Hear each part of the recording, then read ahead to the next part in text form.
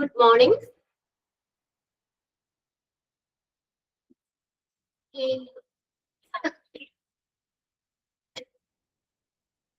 എത്ര പേരായി? 37 പേരായി അല്ലെ? ജോയിൻ ചെയ്തുകൊണ്ടിരിക്കുകയാണ്.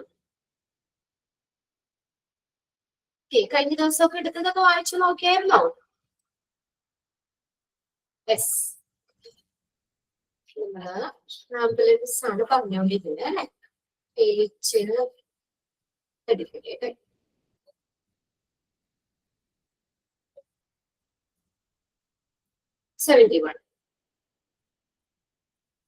ഞാനിവിടെ ഷെയർ ചെയ്തേക്കുന്നത് 78 അല്ലെ? 78 ആണ് ഞാനിവിടെ ഷെയർ ചെയ്തേക്കുന്നത്. നിങ്ങളുടെ എത്രയാണ്? 71 ആണ്. അപ്പൊ നമ്മൾ കഴിഞ്ഞ ക്ലാസ്സിൽ ആ ടിപ്സ് ആണ് പറഞ്ഞത് അല്ലെ? നമ്മളൊരു എമർജൻസി വിളിച്ചറിയിക്കുന്ന ആള് എന്തൊക്കെ കാര്യങ്ങളാണ് പറയേണ്ടത് അല്ലെ? അതിനെ കുറിച്ചുള്ളൊരു ടിപ്സ് ആണ് പറഞ്ഞേക്കുന്നത്. 6 പോയിന്റ്സും നമ്മൾ കഴിഞ്ഞ ക്ലാസ്സിൽ നോക്കിയത് അല്ലെ? ഏത് കാമായിരിക്കുക, ഏത് എമർജൻസി ഓപ്പറേറ്ററിനോട് നമ്മൾ ഡീറ്റെയിൽസ്, ഏത് ടൈപ്പ് ഓഫ് എമർജൻസി, ഏത് തരം എമർജൻസി ആണ് എന്നുള്ളത് പറയണം. പിന്നെ അതുപോലെ തന്നെ അഡ്രസ്സ്, എവിടേക്കാണ് ആംബുലൻസ് എത്തിച്ചേരേണ്ടത്, ആ address include the postal code, pincode ഉൾപ്പെടെയുള്ള അഡ്രസ്സ് പറയണം. പിന്നെ അടുത്തത് ഫോൺ നമ്പർ, പിന്നെ തിരിച്ച് അവർക്കൊന്ന് ഡയറക്ഷന് വേണ്ടിയിട്ട് നമ്മൾ കോണ്ടാക്ട് ചെയ്യണമെങ്കിൽ ഫോൺ നമ്പർ പറയണം. പിന്നെ അടുത്തത് എന്താണ്? പേഷ്യന്റിന്റെ ഏജ്, സെക്സ്, മെഡിക്കൽ ഹിസ്റ്ററി, ഇതെല്ലാം നമുക്ക് അറിയാമെങ്കിൽ അതും കൂടി നമ്മൾ പറയണം. പിന്നെ അടുത്തത് എന്താണ്? ഇനി പേഷ്യന്റ് വല്ല ബ്ലീഡിംഗ് ആണോ, അതുപോലെ തന്നെ കോൺഷ്യസ് ആയിട്ടുള്ള പേഷ്യൻസ് ആണോ, അല്ലെ? ചെസ്റ്റ് പെയിനോ അല്ലെങ്കിൽ എന്തെങ്കിലും ബ്രീത്തിങ്ങിന് എന്തെങ്കിലും പ്രശ്നമുണ്ടോ, അങ്ങനെയുള്ള എമർജൻസി കൂടി നമ്മൾ അത് പറയണം. പിന്നെ ലാസ്റ്റ് എന്താണ്? ഏത് ടൈപ്പ് ഓഫ് ഇഞ്ചുറി ആണ് അല്ലെങ്കിൽ എമർജൻസി ആണ്, ആ ഇൻസിഡന്റിന് കാരണമായ സംഭവം എന്താണ് എന്നുള്ളത് നമ്മൾ ഡിമാൻഡ് ചെയ്യാമെങ്കിൽ നമ്മൾ അത് കൂടി പറഞ്ഞു കൊടുക്കണം. അതെ, എമർജൻസി ഡിസ്പാച്ചർ എന്ന് പറഞ്ഞാൽ ആരാണ്? ഡിസ്പാച്ചർ ആരാണ്? എമർജൻസി വിളിച്ചറിയിക്കുന്ന ആള് അല്ലെ? ആ ആംബുലൻസിന് വേണ്ടി എമർജൻസി വിളിച്ചറിയിക്കുന്ന ആള് ഈ പറയുന്ന കാര്യങ്ങള് അവരോട് പാസ് ചെയ്യണം. ഓക്കെ, 6 പോയിന്റ്സും കഴിഞ്ഞ ക്ലാസ്സിൽ നമ്മൾ കംപ്ലീറ്റ് ചെയ്താണ് അല്ലെ? ഓക്കെ അല്ലേ? യെസ്. ഇനി നെക്സ്റ്റ് നമ്മൾ പഠിക്കുന്നത് ക്രൂയിങ് ആണ്. ക്രൂയിങ്, CREWING, ക്രൂയിങ്. ക്രൂസ് എന്ന് പറഞ്ഞാൽ ആരാന്ന് പറഞ്ഞത്? സ്റ്റാഫുകളാണ് കേട്ടോ. ആംബുലൻസിലെ സ്റ്റാഫ് ആണ് അല്ലെ ക്രൂസ്, ക്രൂയിങ്. അപ്പൊ ആംബുലൻസിലെ ജോലിക്കാരെ കുറിച്ചിട്ടാണ് ഇനി നെക്സ്റ്റ് ഒരു സെക്ഷൻ നമ്മൾ നോക്കുന്നത്. ആംബുലൻസിലെ സ്റ്റാഫ് ആണ് ക്രൂസ് എന്ന് പറയുന്നത്, crewing. Okay, there are different levels of qualification that the ambulance crew may hold. അപ്പൊ ആംബുലൻസിലെ സ്റ്റാഫുകൾക്ക് എല്ലാവർക്കും ഒരേപോലെ ക്വാളിഫിക്കേഷൻ അങ്ങനെ വേണമെന്നില്ല. നമ്മൾ പറഞ്ഞില്ല, അത് ഏത് ടൈപ്പ് ഓഫ് എമർജൻസി ആണ് അല്ലെങ്കിൽ ഏത് തരത്തിലുള്ള ആംബുലൻസ് ആണ് അതിനെയൊക്കെ ബേസ് ചെയ്തിട്ട് അവരുടെ ക്വാളിഫിക്കേഷൻസ് വ്യത്യാസം ഉണ്ടാവും. ചിലപ്പോ നമ്മളൊരു ആംബുലൻസ് ഡ്രൈവറും ഒരു കൂടെ നമ്മൾ ഫസ്റ്റ് റെസ്പോണ്ടറോ അങ്ങനെ ഒരാളാണെങ്കിലും മതിയാവും ചിലപ്പോ. ഇനി ചിലപ്പോ ചില കേസുകളിൽ പേഷ്യന്റിനെ കൊണ്ടുപോകുമ്പോൾ ചിലപ്പോ ആരാണ് നമുക്ക് ചിലപ്പോ പ്രത്യേകിച്ച് കുട്ടികളെയൊക്കെ ആവുമ്പോഴത്തേക്കും ഇച്ചിരി കെയർ കൊടുത്ത് പോകണമെങ്കിൽ ചിലപ്പോ നേഴ്സ് വേണ്ടി വരാം. അപ്പൊ ആംബുലൻസിൽ ആ സ്റ്റാഫ്, അതായത് നേഴ്സ് കൂടി വേണ്ടി വരാം. ഇനി വളരെ ക്രിട്ടിക്കൽ ആയിട്ടുള്ളതാണ്, അങ്ങനെയുള്ളത് കേസുകളിൽ പാരാമെഡിക്സോ നേഴ്സോ മാത്രം മതിയാവൂല. പേജ് നമ്പർ 71 കേട്ടോ. ചിലപ്പോ അങ്ങനെയുള്ള കേസുകളിൽ ചിലപ്പോ ഡോക്ടർ തന്നെ വേണ്ടി വന്നേക്കാം. അപ്പൊ പേഷ്യന്റിനെ ഷിഫ്റ്റ് ചെയ്യുമ്പോൾ എന്താണ്, അത്രയും ക്രിട്ടിക്കൽ ആയിട്ടുള്ളതാണ്. അപ്പൊ ഒരു ആംബുലൻസ് ഡ്രൈവർ മാത്രം അല്ലെങ്കിൽ അവിടെ പാരാമെഡിക്സ് മാത്രം അല്ലെങ്കിൽ നേഴ്സ് മാത്രം ചിലപ്പോ മതിയാവൂല, അത്രയും ക്രിട്ടിക്കൽ ആയതുകൊണ്ട്. അപ്പൊ അങ്ങനെയുള്ള സ്പെഷ്യൽ കെയർ കൊടുത്തു പോകുന്ന ആംബുലൻസിൽ ചിലപ്പോ എന്താണ്, ഡോക്ടർ തന്നെ വേണ്ടി വന്നേക്കാം. ഓക്കെ, അപ്പൊ അതിന്റെ ക്വാളിഫിക്കേഷൻ വ്യത്യാസപ്പെട്ടിരിക്കുന്ന പറഞ്ഞേക്കുന്ന different levels of qualification that ambulance crew. Chapter എത്രയായിരുന്നു നമ്മുടെ സെക്കൻഡ് മൊഡ്യൂളില്? എത്രാമത്തെ ചാപ്റ്റർ? 11, page number 71.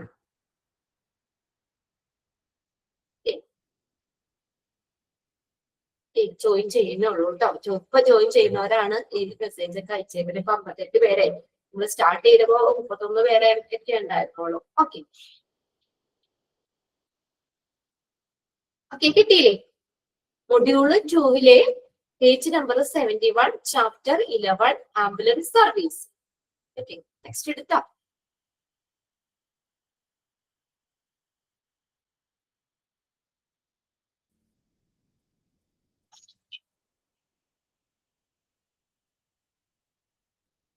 ഓക്കെ, അപ്പൊ നമ്മള് ക്രൂസിനെ കുറിച്ചാണ് പറയുന്നത്. ആംബുലൻസിലെ സ്റ്റാഫുകൾ, അവരാണ് ക്രൂസ് എന്ന് പറയുന്നത്.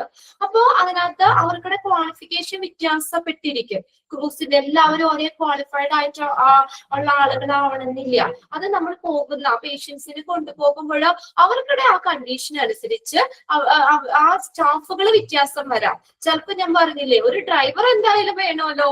പിന്നെ കൂടെ എന്താണ് ഫസ്റ്റ് റെസ്പോണ്ടറോ അല്ലെങ്കിൽ ചിലപ്പോ പാരാമെഡിക്സോ ചിലപ്പോ നേഴ്സോ ഒക്കെ വേണ്ടി വരാം. അതാ ഇതിന്റെ അനുസരിച്ചിട്ടാണ്, ഇഞ്ചുറിയുടെ ടൈപ്പ് അനുസരിച്ച് കുറച്ചും കൂടി കെയർ കൊടുത്തു പോകേണ്ട കേസുകളാണെങ്കിൽ അവിടെ ചിലപ്പോ ഇവരാരും മതിയാവൂല. ഡ്രൈവറും പിന്നെ എന്താ പറയാ നേഴ്സും, അതുപോലെ അവിടെ ചിലപ്പോ ഡോക്ടർ തന്നെ വേണ്ടി വന്നേക്കാം. ഫുള്ളി ക്വാളിഫൈഡ് ആയിട്ടുള്ള ഡോക്ടർ തന്നെ വേണ്ടി വന്നേക്കാം. ആ ടൈപ്പ് ഓഫ് എമർജൻസി അതനുസരിച്ചിട്ടാണ് അവിടെ സ്റ്റാഫുകൾ ഏതൊക്കെ ആളുകളാണ് വേണ്ടത്, അല്ലെങ്കിൽ ആ സ്റ്റാഫുകളുടെ ഇത് തീരുമാനിക്കുന്നത്. അപ്പൊ ക്വാളിഫിക്കേഷൻ എന്ന് പറയുന്നത് എന്താണ്, പല ലെവലാണ്. എല്ലാവരും ഒരേ ക്വാളിഫൈഡ് ആയിട്ടുള്ള ആളുകളല്ല ആംബുലൻസിൽ. From holding the formal qualification to have a fully qualified doctor. സാധാ ഫോർമൽ ക്വാളിഫിക്കേഷൻ മുതൽ ചിലപ്പോ ഫുള്ളി ക്വാളിഫൈഡ് ആയിട്ടുള്ള ഡോക്ടർ തന്നെ അവിടെ വേണ്ടി വന്നേക്കാം. Most ambulance service require at least 2 crew members. Underline ചെയ്തിട്ടേ, മോസ്റ്റ് ആംബുലൻസ് സർവീസിലേക്ക് എത്ര ക്രൂ മെമ്പേഴ്സ് എങ്കിലും വേണം, അറ്റ്ലീസ്റ്റ് എത്ര പേരെങ്കിലും വേണം, 2 പേരെങ്കിലും ആംബുലൻസിൽ വേണം. At least 2 crew members. അണ്ടർലൈൻ ചെയ്തോട്ടോ, അത് ചോദിച്ചിട്ടുണ്ട്. Most ambulance service require at least 2 crew members. 2 crew members എങ്കിലും അവിടെ വേണം. To be every ambulance 1 to drive. ഒരാൾ ആംബുലൻസ് ഓടിക്കേണ്ട, എന്തായാലും ഡ്രൈവ് ചെയ്യാനായിട്ട് ഒരാള്. And 1 to attend the patient. ഒരാള് പേഷ്യന്റിനെ അറ്റൻഡ് ചെയ്യാൻ, പേഷ്യന്റിനെ നോക്കണ്ടേ. ഡ്രൈവർ വണ്ടി ഓടിച്ചോണ്ടിരിക്കുമ്പോ ബാക്കിൽ കിടത്തിയേക്കുന്ന പേഷ്യന്റിനെ നോക്കാൻ പറ്റൂല്ലോ. അപ്പൊ അതുകൊണ്ട് എന്തായാലും അറ്റ്ലീസ്റ്റ് 2 പേരെങ്കിലും വേണം ആംബുലൻസിൽ. ഒരാള് ഡ്രൈവ് ചെയ്യാനും ഒരാള് പേഷ്യന്റിനെ നോക്കാനും. Common ambulance crews qualifications. അപ്പൊ ഇവിടെ ആംബുലൻസിന്റെ ക്രൂസിന്റെ ക്വാളിഫിക്കേഷൻസ് ആണ് ഈ പറയുന്നത്. അപ്പൊ അതിനകത്ത് ഒന്നാമത്തെയാണ് ഫസ്റ്റ് റെസ്പോണ്ടർ. ഫസ്റ്റ് റെസ്പോണ്ടർ ആരാണ്? ഫസ്റ്റ് റെസ്പോണ്ടർ എന്ന് പറയുന്നത് a person who reaches the first at the scene of ആ page number 71. Athira, okay. A person who reaches the first at the scene of an incident. ആ ഒരു സംഭവ സ്ഥലത്ത് ആദ്യം എത്തിച്ചേരുന്ന വ്യക്തി, അദ്ദേഹമാണ് ആര്? ഫസ്റ്റ് റെസ്പോണ്ടർ എന്ന് പറയുന്നത്. ആംബുലൻസിന്റെ ഡ്രൈവറിന്റെ ഒപ്പം തന്നെ ഇപ്പൊ എന്തെങ്കിലും ഒരു ക്രിട്ടിക്കൽ ആയിട്ടുള്ള ഇത് നമ്മളിങ്ങനെ ആംബുലൻസ് സർവീസ് ആവശ്യപ്പെട്ടുകൊണ്ട് വിളിക്കുകയാണെങ്കിൽ അപ്പൊ അവിടെ ആരൊക്കെ ഉണ്ടാകാം? അവിടെ ആംബുലൻസിലെ ആ ഡ്രൈവറും അതുപോലെ ഫസ്റ്റ് റെസ്പോണ്ടറും ഉണ്ടാകാം. ഫസ്റ്റ് റെസ്പോണ്ടർ എന്ന് പറയുന്ന ആരാണ്? ആ പേരിൽ നിന്ന് തന്നെ അറിയാം. ആ ഒരു സംഭവ സ്ഥലത്ത് ആദ്യം എത്തിച്ചേരുന്ന വ്യക്തിയാണ് first responder. And whose job is to give early critical care. എന്താണ് ജോലി? ഫസ്റ്റ് റെസ്പോണ്ടറിന്റെ ജോലി എന്താ? എയർലി ക്രിട്ടിക്കൽ കെയർ, പ്രാഥമികമായിട്ടുള്ള, അതായത് ഫസ്റ്റ് എയ്ഡ് അല്ലേ, ഫസ്റ്റ് എയ്ഡ് പോലെ നമ്മൾ പ്രാഥമികമായിട്ടുള്ള ചികിത്സ കൊടുക്കുക. അത് ഹോസ്പിറ്റലിൽ എത്തുന്നതിന് മുന്നേ ആ ഓൺ ദ സ്പോട്ടില് എന്താണ് അവർക്ക് ചെയ്യേണ്ടത്, അതിനുശേഷം നമ്മൾ പതുക്കെ പേഷ്യന്റിനെ ഹോസ്പിറ്റലിലേക്ക് ഷിഫ്റ്റ് ചെയ്യുക. അപ്പൊ എയർലി ക്രിട്ടിക്കൽ കെയർ അതാണ് ഫസ്റ്റ് റെസ്പോണ്ടറിന്റെ ഒരു റോൾ എന്ന് പറയുന്നത്. സച്ചാസ് ഇവിടെ കൊടുത്തേണ്ട എർലി ക്രിട്ടിക്കൽ കെയർ എന്ന് പറഞ്ഞ എന്താന്ന് നോക്കിയേ, as A cardio pulmonary റെസിസ്റ്റേഷൻ, CPR കൊടുക്കാൻ അറിയുന്ന ആളായിരിക്കണം. ഒന്ന് നോട്ട് ചെയ്തോട്ടെ. അത് 2 കാര്യങ്ങൾ അവിടെ നമ്മൾ നോട്ട് ചെയ്യണം. ഫസ്റ്റ് റെസ്പോണ്ടറിന്റെ ജോബ് എന്താ? Is to give early critical care. അതൊന്ന് അണ്ടർലൈൻ ചെയ്തിട്ടേക്കാം.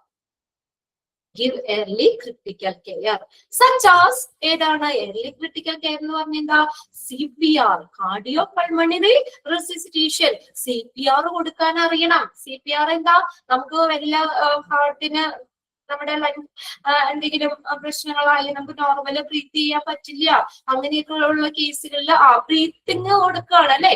നമ്മളിങ്ങനെ ചെസ്റ്റിൽ ഇങ്ങനെ വെച്ച് ഇങ്ങനെ പ്രസ് ചെയ്തിട്ടൊക്കെ CPR കൊടുക്കാൻ അത് അപ്പൊ പെട്ടെന്ന് ആ ഒരു പേഷ്യന്റിന് നമ്മൾ അല്ലാതെ ഹോസ്പിറ്റലിൽ എത്തിയിട്ടല്ല അവരൊക്കെ അത് കൊടുക്കേണ്ടത്. അപ്പൊ ഓൺ ദ സ്പോട്ടിൽ ആദ്യം തന്നെ നമ്മൾ CPR കൊടുത്ത് ആ ഒരു ബ്രീത്തിങ്ങിന്റെ ഒരു ഇതിലേക്ക് വന്നിട്ട് പെട്ടെന്ന് തന്നെ പേഷ്യന്റിനെ ഷിഫ്റ്റ് ചെയ്യണം. അതാണ് നമ്മൾ ആദ്യം ചെയ്യേണ്ടത്. Cardiopulmonary resuscitation, CPR, or applying an automated external defibrillator, AED. അതുകൂടി ഒന്ന് നോട്ട് ചെയ്തേ. Automated external defibrillator. രണ്ടിന്റെ എക്സ്പാൻഡഡ് ഫോം അവിടെ നോട്ട് ചെയ്ത് വെക്കാം. എന്താ ഇനി ചിലർക്കുണ്ടല്ലോ ഈ CPR കൊടുത്തു കഴിഞ്ഞാൽ ചിലപ്പോ നോർമൽ ബ്രീത്തിങ്ങിലേക്ക് വരില്ല, അവർക്ക് ബ്രീത്തിങ് ഇതാവണമെന്നില്ല. അപ്പൊ അങ്ങനെ CPR കൊടുത്തിട്ടും നേരെ ആ ഒരു ശ്വാസമൊക്കെ ശരിയായിട്ടില്ലെങ്കിൽ നെക്സ്റ്റ് സ്റ്റെപ്പാണ് നമ്മുടെ ഓട്ടോമാറ്റഡ് എക്സ്റ്റേണൽ ഡിഫിബ്രിലേറ്റർ. നമ്മൾ പറഞ്ഞില്ലേ, അതായത് AED എന്ന് പറഞ്ഞാൽ രണ്ട് പിടിക്കുന്ന ഒരു സാധനം പോലെ ചെസ്റ്റിൽ ഇങ്ങനെ വെച്ചിട്ട് ഇങ്ങനെ പ്രസ് ചെയ്യുമ്പോൾ ഒരു ചെറുക്ക് പോലെ പെട്ടെന്ന് അവർക്ക് ബ്രീത്തിങ് കിട്ടും. കണ്ടോ? അങ്ങനെ ആ ഒരു ചെറുക്ക് പോലെ നമുക്കത് അവർക്ക് ആ ബ്രീത്തിങ് റെസ്യൂം ദ ഹാർട്ട് അല്ലെ, ഹാർട്ടിനെ പുനരാരംഭിക്കുന്നതിന് വേണ്ടിയിട്ട് ഉപയോഗിക്കുന്ന ഇതാണ് AED എന്ന് പറയുന്നത്. അപ്പൊ അതും കൊടുക്കാൻ അറിയുന്ന ആളായിരിക്കണം, CPR കൊടുക്കാൻ അറിയുന്ന ആളായിരിക്കണം. അല്ലെങ്കിൽ അപ്പൊ CPR കൊടുത്തിട്ടും നോർമൽ ആ ഒരു ബ്രീത്തിങ് വന്നില്ലെങ്കിൽ നെക്സ്റ്റ് ആണ് AED കൊടുക്കുന്നത്.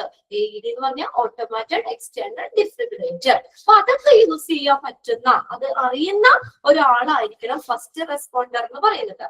First responder may be set by the ambulance service. ഇവരെ എന്താ ആംബുലൻസ് സർവീസിന്റെ ഒപ്പം തന്നെ അയക്കാം. അതായത് ആംബുലൻസ് വരുമ്പോൾ ആ ഒരു നമ്മുടെ ഡ്രൈവറിന്റെ ഒപ്പം തന്നെ ഇവരെയും ഈ ഫസ്റ്റ് റെസ്പോണ്ടറെയും കൂടി സംഭവ സ്ഥലത്തേക്ക് അയക്കും. Then may be passes or may be dispatched on the scene from other agencies such as police or fire department. പോലീസിനോ അല്ലെങ്കിൽ ഫയർ ഡിപ്പാർട്ട്മെന്റോ മറ്റ് ഏജൻസികളിൽ നിന്നും ഇങ്ങനെയുള്ള ഫസ്റ്റ് റെസ്പോണ്ടറെ സംഭവ സ്ഥലത്തേക്ക് അയച്ചേക്കാം. പോലീസ് അല്ലെങ്കിൽ ഫയർ ഡിപ്പാർട്ട്മെന്റില് ഉള്ള ആളുകളെയും ഇങ്ങനെയുള്ള CPR കൊടുക്കാനായിട്ട് ഇങ്ങനെയുള്ളതിന് വേണ്ടിയിട്ട് സംഭവ സ്ഥലത്തേക്ക് അയക്കാം. നിങ്ങൾ സ്കൂളിലൊക്കെ അങ്ങനെ ട്രെയിനിങ് അങ്ങനെ ഇപ്പൊ പോലീസിൽ നിന്നും ഫയർ ഡിപ്പാർട്ട്മെന്റിൽ നിന്നൊക്കെ കുട്ടികൾക്കൊക്കെ അവയർനെസ് ക്ലാസ് കൊടുക്കാനോ ഒക്കെ അങ്ങനെ വരുന്നില്ലേ അവര്? അങ്ങനെയൊക്കെ ഉള്ളത്. പോലീസ് അല്ലെങ്കിൽ ഫയർ ഡിപ്പാർട്ട്മെന്റ് പോലുള്ള മറ്റ് ഏജൻസികളിൽ നിന്നും ഈ ഫസ്റ്റ് റെസ്പോണ്ടറെ ഇവരെ സംഭവ സ്ഥലത്തേക്ക് അയക്കാം. അപ്പൊ അതിനകത്ത് നമ്മൾ നോട്ട് ചെയ്യേണ്ട കാര്യങ്ങള് നമ്മൾ ഫസ്റ്റ് സെന്റൻസ് അണ്ടർലൈൻ ചെയ്തത് അങ്ങനെ തന്നെ ചോദിക്കും കേട്ടോ. A person who reaches first the scene of an incident is called dash. അദ്ദേഹത്തെ വിളിക്കുന്ന പേര് എന്താണ്? First responder. അദ്ദേഹത്തിന്റെ ഡ്യൂട്ടി എന്താ? early critical care. പ്രാഥമികമായിട്ടുള്ള ആ ഒരു പരിചരണം നമ്മൾ കൊടുക്കുക എന്നുള്ളതാണ്. അതായത് CPR കൊടുക്കാൻ അറിയണം, അല്ലെങ്കിൽ AED ഏത് type ambulance at least 2 crew members വേണം. എന്തായാലും ഒരാൾ ഡ്രൈവ് ചെയ്യണമല്ലോ, ഡ്രൈവർ വേണം. പിന്നെ അതുപോലെ ഡ്രൈവറിന്റെ ഒപ്പം തന്നെ ഒരാളും കൂടി വേണം അറ്റ്ലീസ്റ്റ് എന്നാ പറഞ്ഞേക്കണേ. ഇനി ചിലപ്പോ അത് ക്രിട്ടിക്കൽ എമർജൻസി സിറ്റുവേഷൻ അനുസരിച്ച് ചിലപ്പോ നേഴ്സും കൂടി ഉണ്ടാവാം, ചിലപ്പോ ഇതുപോലെ ഫസ്റ്റ് റെസ്പോണ്ടറും പാരാമെഡിക്സും ചിലപ്പോ അങ്ങനെ അല്ലെങ്കിൽ ചിലപ്പോ ഡ്രൈവറും. എന്തായാലും ഡ്രൈവർ ഇല്ലാതെ വണ്ടി ഓടിക്കാൻ പറ്റുമല്ലോ, ഡ്രൈവറും വേണം, പിന്നെ പേഷ്യന്റിനെ നോക്കാനായിട്ട് ഒരാളും വേണം. അങ്ങനെ അറ്റ്ലീസ്റ്റ് എന്നാ പറഞ്ഞേക്കണേ. ഇനി ആ സിറ്റുവേഷൻ അനുസരിച്ച് ചിലപ്പോ 1, 2, 3 പേരൊക്കെ ആകാം, 2 പേരെങ്കിലും എന്തായാലും വേണം. അതാണ് ഫസ്റ്റ് റെസ്പോണ്ടറിന് എർലി ക്രിട്ടിക്കൽ പേഷ്യന്റിന്റെ സിറ്റുവേഷൻ. നിർബന്ധം ഇല്ലേന്നാണ്. എന്താ 2 പേരുടെ കാര്യമാണോ? മിനിമം 2 പേര് വേണം, അത് നിർബന്ധമാണ്. പിന്നെ ഈ പറഞ്ഞ പോലെ എന്തായാലും ഉണ്ടാവും ആംബുലൻസിന്റെ കൂടെ.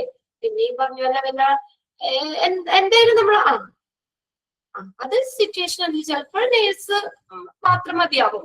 ചില കേസുകളിൽ എത്ര ക്രിട്ടിക്കൽ ആണെങ്കിൽ നേഴ്സ് മാത്രം പറ്റില്ല, ചിലപ്പോ അങ്ങനെ വരാറില്ലല്ലോ എന്നാണ്. അത് ചിലപ്പോ എന്താ, ഇപ്പൊ നമ്മൾ ഡെഡ് ബോഡി കൊണ്ടുപോകുമ്പോ ചിലപ്പോ ഡ്രൈവർ മാത്രം മതിയാവും, അവിടെ വേറെ നോക്കേണ്ട ആവശ്യമില്ല, ഡെഡ് ബോഡിനെ നോക്കേണ്ട ആവശ്യമില്ലോ. ചിലപ്പോ അങ്ങനെയൊക്കെ ഉള്ളതിന് ചിലപ്പോ ഇത് മാത്രം മതിയാവും. മനസ്സിലായോ? മിക്കവാറും നമുക്ക് ഡെഡ് ബോഡി ഒക്കെ ഷിഫ്റ്റ് ചെയ്യുന്ന സമയത്ത് ഒരു ഡ്രൈവർ മാത്രമേ അവിടെ ഉണ്ടാവുള്ളൂ. അതിന്റെ ആവശ്യം മതി, വേറൊരാള് കൂടെ വന്നെന്നുള്ളതൊന്നുമില്ല. എന്നാലും മിക്കവാറും തന്നെ രണ്ടുപേര് എന്തായാലും ഉണ്ടാവും. അതാണ് അവിടെ അങ്ങനെ പറഞ്ഞേക്കണേ. അറ്റ്ലീസ്റ്റ് 2 ക്രൂ മെമ്പേഴ്സ് എങ്കിലും വേണം എന്നാ പറഞ്ഞേക്കുന്നത് കേട്ടോ. അതായത് നമ്മൾ പേഷ്യന്റിന് ഷിഫ്റ്റ് ചെയ്യുമ്പോഴത്തെ കാര്യം പറഞ്ഞേക്കുന്നത്. അപ്പൊ ഇങ്ങനെ എല്ലാ എമർജൻസി കാര്യങ്ങളൊക്കെ ആയിട്ട് വരികയാണ്. അപ്പൊ അങ്ങനെ വരുമ്പോ ആ ഒരു ഡ്രൈവർ മാത്രം പോരാ, ഡ്രൈവറിന്റെ കൂടെ എന്തായാലും ഒരാൾ വേണം. അതിൽ ഒന്നാമത്തെയാണ് നമ്മൾ പറഞ്ഞത്, ഫസ്റ്റ് റെസ്പോണ്ടർ വേണം. ഫസ്റ്റ് റെസ്പോണ്ടർ എന്ന് പറഞ്ഞാൽ ആ സംഭവ സ്ഥലത്തേക്ക് ആദ്യം എത്തിച്ചേരുന്ന വ്യക്തി, അദ്ദേഹത്തിന്റെ ഡ്യൂട്ടി എന്താണ്? ഏർലി ക്രിട്ടിക്കൽ കെയർ കൊടുക്കുക. അതുപോലെ തന്നെ അതായത് CPR കൊടുക്കുക, അല്ലെങ്കിൽ AED ഓട്ടോമാറ്റഡ് എക്സ്റ്റൻഡഡ് ഡിഫിബ്രിലേറ്റർ കൊടുക്കുക. ഇനി ഇത് നമ്മൾ പറഞ്ഞത് പോലീസ് അല്ലെങ്കിൽ ഫയർ ഡിപ്പാർട്ട്മെന്റിൽ നിന്നൊക്കെ ഇങ്ങനെ ഫസ്റ്റ് റെസ്പോണ്ടറെ ചിലപ്പോൾ സംഭവ സ്ഥലത്തേക്ക് അയച്ചേക്കാം. ഓക്കെ, CPRന്റെയും AEDയുടെയും അവിടെ എക്സ്പാൻഡഡ് ഫോം നിങ്ങൾ നോട്ട് ചെയ്ത് വെച്ചേക്കാം. ഇനി നെക്സ്റ്റ് ആണ് ആംബുലൻസ് ഡ്രൈവർ. രണ്ടാമത്തെ ക്രൂ സ്റ്റാഫ് ആണ് കേട്ടോ ambulance driver. Some service employee staff without any qualification. ഡ്രൈവറിന് വേറെ വലിയ ക്വാളിഫിക്കേഷൻ ഒക്കെ വേണോ? ഒരുപാട് ഡ്രൈവ് ചെയ്യാൻ അറിയണം, ലൈസൻസ് വേണം അല്ലെ? അതായത് ഡ്രൈവ് ചെയ്യാൻ അറിയണം, അദ്ദേഹത്തിന് ലൈസൻസ് വേണം. പിന്നെ എന്താ പറയാ, അവർക്കൊരു ബേസിക് ട്രെയിനിങ് കിട്ടിയാവും. അതായത് നമുക്ക് വലിയ സംഭവങ്ങളൊന്നും അവര് നോക്കണ്ട, അവർക്ക് എന്തായാലും ഡ്രൈവ് ചെയ്യാൻ അറിയണം, അത് മസ്റ്റ് ആണ് ഡ്രൈവറിന്. ലൈസൻസ് ഉള്ള ആളാണ്. പിന്നെ അതുകൂടാതെ അവർക്ക് ജസ്റ്റ് ബേസിക് ഫസ്റ്റ് ട്രെയിനിങ്, ചെറിയൊരു ട്രെയിനിങ്. അതായത് ഈ ക്വാളിഫിക്കേഷൻ നമ്മൾ അധികം ക്വാളിഫിക്കേഷൻ വേണ്ടെന്ന് പറഞ്ഞു. എന്താണ് വർക്ക് എന്ന് പറഞ്ഞാൽ സിംപിളി ഡ്രൈവ് ദ വെഹിക്കിൾ അല്ലെ? വെഹിക്കിൾ ഡ്രൈവ് ചെയ്യാം, വാഹനം ഓടിക്കുക എന്നുള്ളത് മാത്രമേ ഉള്ളൂ ശരിക്കും ആംബുലൻസ് ഡ്രൈവറിന്റെ ഒരു ഡ്യൂട്ടി പറയുന്നത്. Then ambulance driver may have a training in using the radio. പിന്നെ അവർക്ക് ചെറിയൊരു ബേസിക് ട്രെയിനിങ് കിട്ടിയിരിക്കും. വേറെ ക്വാളിഫിക്കേഷൻ വേണ്ട കേട്ടോ, അധികം ക്വാളിഫിക്കേഷൻ ഒന്നും വേണ്ട. അവർക്ക് ഡ്രൈവിംഗ് മസ്റ്റ് ആണ്, ഡ്രൈവ് ചെയ്യുക എന്നുള്ളത് മാത്രമേ ഉള്ളൂ അദ്ദേഹത്തിന് അവർക്കുടെ ജോലി. പിന്നെ അവർക്കുണ്ടല്ലോ ചെറിയൊരു ട്രെയിനിങ്ങും കൊടുക്കുന്നു, ബേസിക് ട്രെയിനിങ്ങും കൊടുക്കും. എന്തിനാ? ആ റേഡിയോ, 2-way കമ്മ്യൂണിക്കേഷൻ, 2-way റേഡിയോയുടെ കാര്യം പറഞ്ഞില്ലേ നമ്മള്, യൂസിങ് ദ റേഡിയോ. എന്താ അപ്പൊ ആംബുലൻസ് പോകുമ്പോഴാ ഡ്രൈവറിന് ആ ഹോസ്പിറ്റലിലേക്ക് ഒന്ന് കമ്മ്യൂണിക്കേറ്റ് ചെയ്യണ്ടേ? ആ പേഷ്യന്റിന്റെ വരവിനെ കുറിച്ച് ഹോസ്പിറ്റലിൽ അറിയിക്കാൻ, ഇപ്പൊ എവിടെ വരെ എത്തി, അല്ലെങ്കിൽ എന്താണ് അവസ്ഥ, അതൊക്കെ ഒന്ന് കമ്മ്യൂണിക്കേറ്റ് ചെയ്യാനായിട്ട് അവർക്ക് ക്വാളിഫിക്കേഷന്റെ ആവശ്യമില്ല. അവർക്ക് അതിനുള്ള ആ ഡ്രൈവറിന് അതിനുള്ള ട്രെയിനിങ് കൊടുത്തിട്ടുണ്ടാവും, ഒരു ബേസിക് ട്രെയിനിങ് അത് അദ്ദേഹത്തിന് ആ ഡ്രൈവറിന് കൊടുത്തിട്ടുണ്ടാവും. Then knowing where the medical supplies are stored in the ambulance. പിന്നെ ഒരു കാര്യം കൂടി അറിയണം, മെഡിക്കൽ സപ്ലൈസ് എവിടെയാണ് സ്റ്റോർ ചെയ്തിരിക്കുന്നത്, ആംബുലൻസിൽ എവിടെയാണ്, അല്ലാതെ എങ്ങനെയാ കൊടുക്കുക എന്താണെന്നൊന്നും അവരെ അറിയേണ്ട ആവശ്യമില്ല. എവിടേക്കാണ് ആംബുലൻസിൽ മെഡിക്കൽ സപ്ലൈസ് സ്റ്റോർ ചെയ്തേക്കണം, ഈ കാര്യങ്ങൾ അറിഞ്ഞിരിക്കണം. അപ്പൊ എന്തൊക്കെയാ ഡ്രൈവറിന് വേണ്ടത്?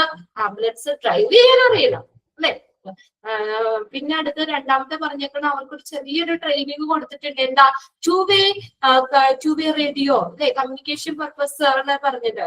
ആ 2-way റേഡിയോ ഉപയോഗിക്കാനായിട്ട് അതിനൊരു ചെറിയ ട്രെയിനിങ് കൊടുത്തിട്ടുണ്ടാവും. പിന്നെ പറഞ്ഞേക്കുന്നത് എന്താണ്? അത് വെച്ചാൽ ഈ ആംബുലൻസിലെ മെഡിക്കൽ സപ്ലൈസ് എവിടെയാണ് സ്റ്റോർ ചെയ്തേക്കുന്നത് അത് അവര് അറിഞ്ഞിരിക്കും. 3 കാര്യങ്ങളാണ് പറഞ്ഞേക്കുന്നത്. ക്ലിയർ അല്ലേ ആംബുലൻസ് ഡ്രൈവർ? അല്ലാതെ വലിയ ഡിഗ്രിയോ ഇതൊന്നും വേണ്ട, അവർക്ക് ട്രെയിനിങ് കൊടുക്കുമല്ലോ, കമ്മ്യൂണിക്കേഷൻ എങ്ങനെയാ ചെയ്യാന്നുള്ളത് അവർക്ക് ട്രെയിനിങ് കൊടുക്കും. പിന്നെ എവിടേക്കാണ് ആംബുലൻസിൽ ആ മെഡിസിൻസ്, മെഡിക്കൽ സപ്ലൈസ് എവിടെ ഇരിക്കണം അത് കാണിച്ചു കൊടുക്കണം. അത് ചിലപ്പോൾ എന്തെങ്കിലും ചോദിക്കുകയാണെങ്കിൽ അവിടെ ഇരിക്കണ്ടെന്ന് പറഞ്ഞാൽ അതിനെ കുറിച്ചുള്ള ഒരു അറിവ് വേണം.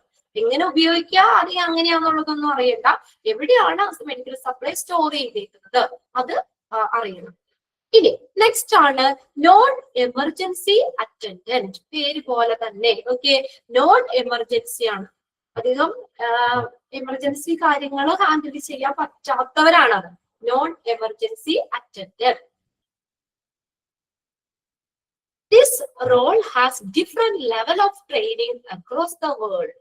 ആ ലോകത്തില് നമുക്ക് ഒരു ഓരോ സ്ഥലങ്ങളിൽ വെച്ച് നോക്കുമ്പോൾ ലോകവ്യാപകമായിട്ട് നമുക്ക് ഈ നോൺ എമർജൻസി അറ്റൻഡിന് പല ലെവൽ ഓഫ് ട്രെയിനിങ് ആ കിട്ടുന്നത്. ഇപ്പൊ നമ്മുടെ രാജ്യത്താൽ ഇവിടെ കൊടുക്കുന്ന പോലെ ആയിരിക്കില്ല വേറെ സ്ഥലത്ത് കൊടുക്കുന്നത്. ആ ഒരു പോസ്റ്റ് അല്ലെങ്കിൽ ആ ഒരു സ്റ്റാഫിന് നോൺ എമർജൻസി അറ്റൻഡന്റ് ആ ഒരു പൊസിഷൻ അവർക്ക് എന്താണ് പല ട്രെയിനിങ് ആണ്, പല ലെവൽ ഓഫ് ട്രെയിനിങ് ആണ് കൊടുക്കുന്നത്. ഇപ്പൊ എല്ലായിടത്തും കോമൺ ആയിട്ടുള്ള ഇതുപോലെയല്ല, പല ലെവൽ ഓഫ് ട്രെയിനിങ് ആണ് കൊടുക്കുന്നത്. But these staff are commonly only need to carry out the patient transport duties. എന്താ അവർ ചെയ്യണ്ടേ? Patient transport duties. പേഷ്യൻസിനെ കൊണ്ടുപോകുക, ആംബുലൻസിലേക്ക് കയറ്റുക, തിരിച്ച് ആംബുലൻസിൽ നിന്ന് ഇറങ്ങുക, അങ്ങനെ പേഷ്യൻസിനെ കൊണ്ടുപോകുന്ന പേഷ്യന്റ് ട്രാൻസ്പോർട്ട് ഡ്യൂട്ടീസ് അതാണ് നോൺ എമർജൻസി അറ്റൻഡന്റിന്റെ ആ ഒരു എന്താ പറയാ ഒരു റോളായിട്ട് വരുന്നത്. അണ്ടർലൈൻ ചെയ്തിട്ടോ കേട്ടോ.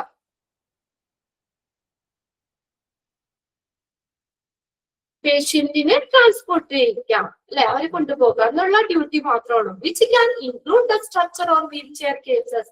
സ്ട്രക്ചർ അല്ലെങ്കിൽ വീൽ ചെയർ കേസസ്, ആംബുലൻസിൽ നിന്ന് ഇറക്കിയിട്ട് അവരെ സ്ട്രക്ചറുള്ള വീൽ ചെയറിലൊക്കെ കൊണ്ടുപോകുക, അതുപോലെ തന്നെ അവിടെ നേരെ ആംബുലൻസിലേക്ക് ഷിഫ്റ്റ് ചെയ്യുക, അങ്ങനെയുള്ള കാര്യങ്ങൾ അത്രയൊക്കെയാണ് അതിനകത്ത് വരുന്നത്. Include structure and wheel chair cases rather than acute care. ഏതിന് പകരം അക്യൂട്ട് കെയർ, നമ്മള് തീവ്രമായ പരിചരണം അതൊന്നും വേണ്ട. rather than acute care, ഒരു തീവ്രമായിട്ടുള്ള അല്ലെങ്കിൽ ഒരു നിശ്ചിതമായിട്ടുള്ള പരിചരണം അതൊന്നും കൊടുക്കണ്ട. അവര് ട്രാൻസ്പോർട്ട് പേഷ്യന്റ് ട്രാൻസ്പോർട്ട് ഡ്യൂട്ടീസ് ആണ്. Depend on provider. They may be instructed in first aid or extended skills such as use of AED, oxygen therapy and other life-saving or palliative skills. ഇനി അവർക്ക് നമ്മൾ പറഞ്ഞല്ലോ പല ട്രെയിനിങ് കൊടുക്കണേന്ന് പറഞ്ഞു. പല സ്ഥലങ്ങളില് പല ഇപ്പൊ ലോകവ്യാപകമായിട്ട് തന്നെ അവർക്ക് ഈ നോൺ എമർജൻസി അറ്റൻഡിന് പല ട്രെയിനിങ്ങുകളാണ് അവിടെ കൊടുക്കുന്നത്. അത് പ്രൊവൈഡ് ചെയ്യുന്ന ആ ട്രെയിനിങ് കൊടുക്കുന്ന ആളുകളില്ലേ അവരെ ബേസ് ചെയ്തിട്ട് ചിലപ്പോ അവർക്ക് എന്താണ് ഫസ്റ്റ് എയ്ഡ് അല്ലെങ്കിൽ AED, oxygen therapy, automated external defibrillator അത് ഉപയോഗിക്കാനുള്ള ട്രെയിനിങ്ങും ചിലപ്പോ ഇവർക്ക് കൊടുത്തിട്ടുണ്ടാകും. അത് ഓർ അതർ ലൈഫ് സേവിങ് അല്ലെങ്കിൽ മറ്റു ജീവൻ രക്ഷിക്കാൻ വേണ്ടിയുള്ള അല്ലെങ്കിൽ പാലിയേറ്റീവ് സ്കിൽസ് അങ്ങനെയുള്ള ഇതും അവർക്ക് ചിലപ്പോൾ ട്രെയിനിങ് കൊടുത്തിട്ടുണ്ടാവും. അത് ആ പ്രൊവൈഡറിനെ ബേസ് ചെയ്തിരിക്കും. Depend on provider. ആ ട്രെയിനിങ് കൊടുക്കുന്ന ആ സ്ഥലത്തെ അല്ലെങ്കിൽ അവരെ ബേസ് ചെയ്തിട്ട് ചിലപ്പോൾ അവർക്ക് എന്താണ് ഇങ്ങനെയുള്ള കാര്യം ഉപയോഗിക്കാനായിട്ട് അതുപോലെ മറ്റുള്ള ലൈഫ് സേവിങ് പ്രോസസ് അതിനുള്ള ട്രെയിനിങ് ഒക്കെ അവർ കൊടുത്തിട്ടുണ്ടാവും. They may be given emergency cover when other units are not obtainable. ഇനി അവർക്ക് എമർജൻസി കവർ കൊടുക്കണമെങ്കിൽ എങ്ങനെയാ? മറ്റു യൂണിറ്റിൽ നിന്നും അത് ലഭ്യമല്ലാത്തപ്പോൾ, വേറൊരു സ്ഥലത്തുനിന്നും അവർക്ക് അങ്ങനെ ഒരു ഇത് പേഷ്യന്റിന് അങ്ങനെയുള്ള ഇത് കിട്ടാത്തപ്പോൾ മാത്രം അവർക്ക് എമർജൻസി കവർ കൊടുക്കാന്ന് പറയുന്നത്. കണ്ടോ? They may give emergency cover when other units are not obtainable. മറ്റു യൂണിറ്റ്സിൽ നിന്ന് ലഭ്യമല്ലാത്തപ്പോൾ എമർജൻസി കവർ കൊടുക്കാം. Or when accompanied by a fully qualified technician or paramedics. എങ്ങനെയാ കൊടുക്കാൻ പറ്റുക? നമുക്ക് ഫുള്ളി ക്വാളിഫൈഡ് ആയിട്ടുള്ള ടെക്നീഷ്യനോ അല്ലെങ്കിൽ പാരാമെഡിക്സിന്റെ ഒക്കെ പ്രസൻസില് അവരുടെ പ്രസൻസില് നമുക്ക് എമർജൻസി കവർ കൊടുക്കാം. അല്ലെങ്കിൽ അവര് പറയുകയാണെങ്കിൽ അത് മാത്രം നമുക്ക് എമർജൻസി കവർ കൊടുക്കാം. അല്ലാതെ അവർക്ക് സ്വന്തം റിസ്കില് അവർക്ക് കൊടുക്കാൻ പറ്റില്ല. അവർക്ക് ആ ട്രെയിനിങ് കൊടുത്തേക്കണവരെ ബേസ് ചെയ്തിട്ട് ഇങ്ങനെയുള്ളതിനുള്ള ട്രെയിനിങ് കൊടുത്തിട്ടുണ്ട്. AED, oxygen therapy, other life saving or palliative സ്കില്ലുകൾ അതിനുള്ള ട്രെയിനിങ് കാര്യം കൊടുത്തിട്ടുണ്ട്. പക്ഷെ അവർക്ക് സ്വന്തമായിട്ട് അങ്ങനെ കൊടുക്കാൻ പറ്റില്ല. എപ്പോഴാണ് എമർജൻസി കവർ മറ്റു യൂണിറ്റ്സിൽ നിന്ന് ലഭ്യമല്ലാത്തപ്പോൾ അല്ലെങ്കിൽ ഫുള്ളി ക്വാളിഫൈഡ് ആയിട്ടുള്ള ടെക്നീഷ്യനോ പാരാമെഡിക്സോ കൂടെയുള്ളപ്പോൾ അവർക്ക് എമർജൻസി കവർ കൊടുക്കാം. ഓക്കെ, ഫസ്റ്റ് സെന്റൻസ് അതിനകത്ത് അണ്ടർലൈൻ ചെയ്തിട്ട് അവിടെ പേഷ്യന്റ് ട്രാൻസ്പോർട്ട് ഡ്യൂട്ടീസ് അതാണ് ഫുള്ളി എന്താ പറഞ്ഞേക്കുന്ന ഡ്യൂട്ടി എന്താ? Patient transport duties. ഡ്രൈവറിന്റെ അറിയാലോ, സിംപ്ലി ഡ്രൈവ് ദ വെഹിക്കിൾ.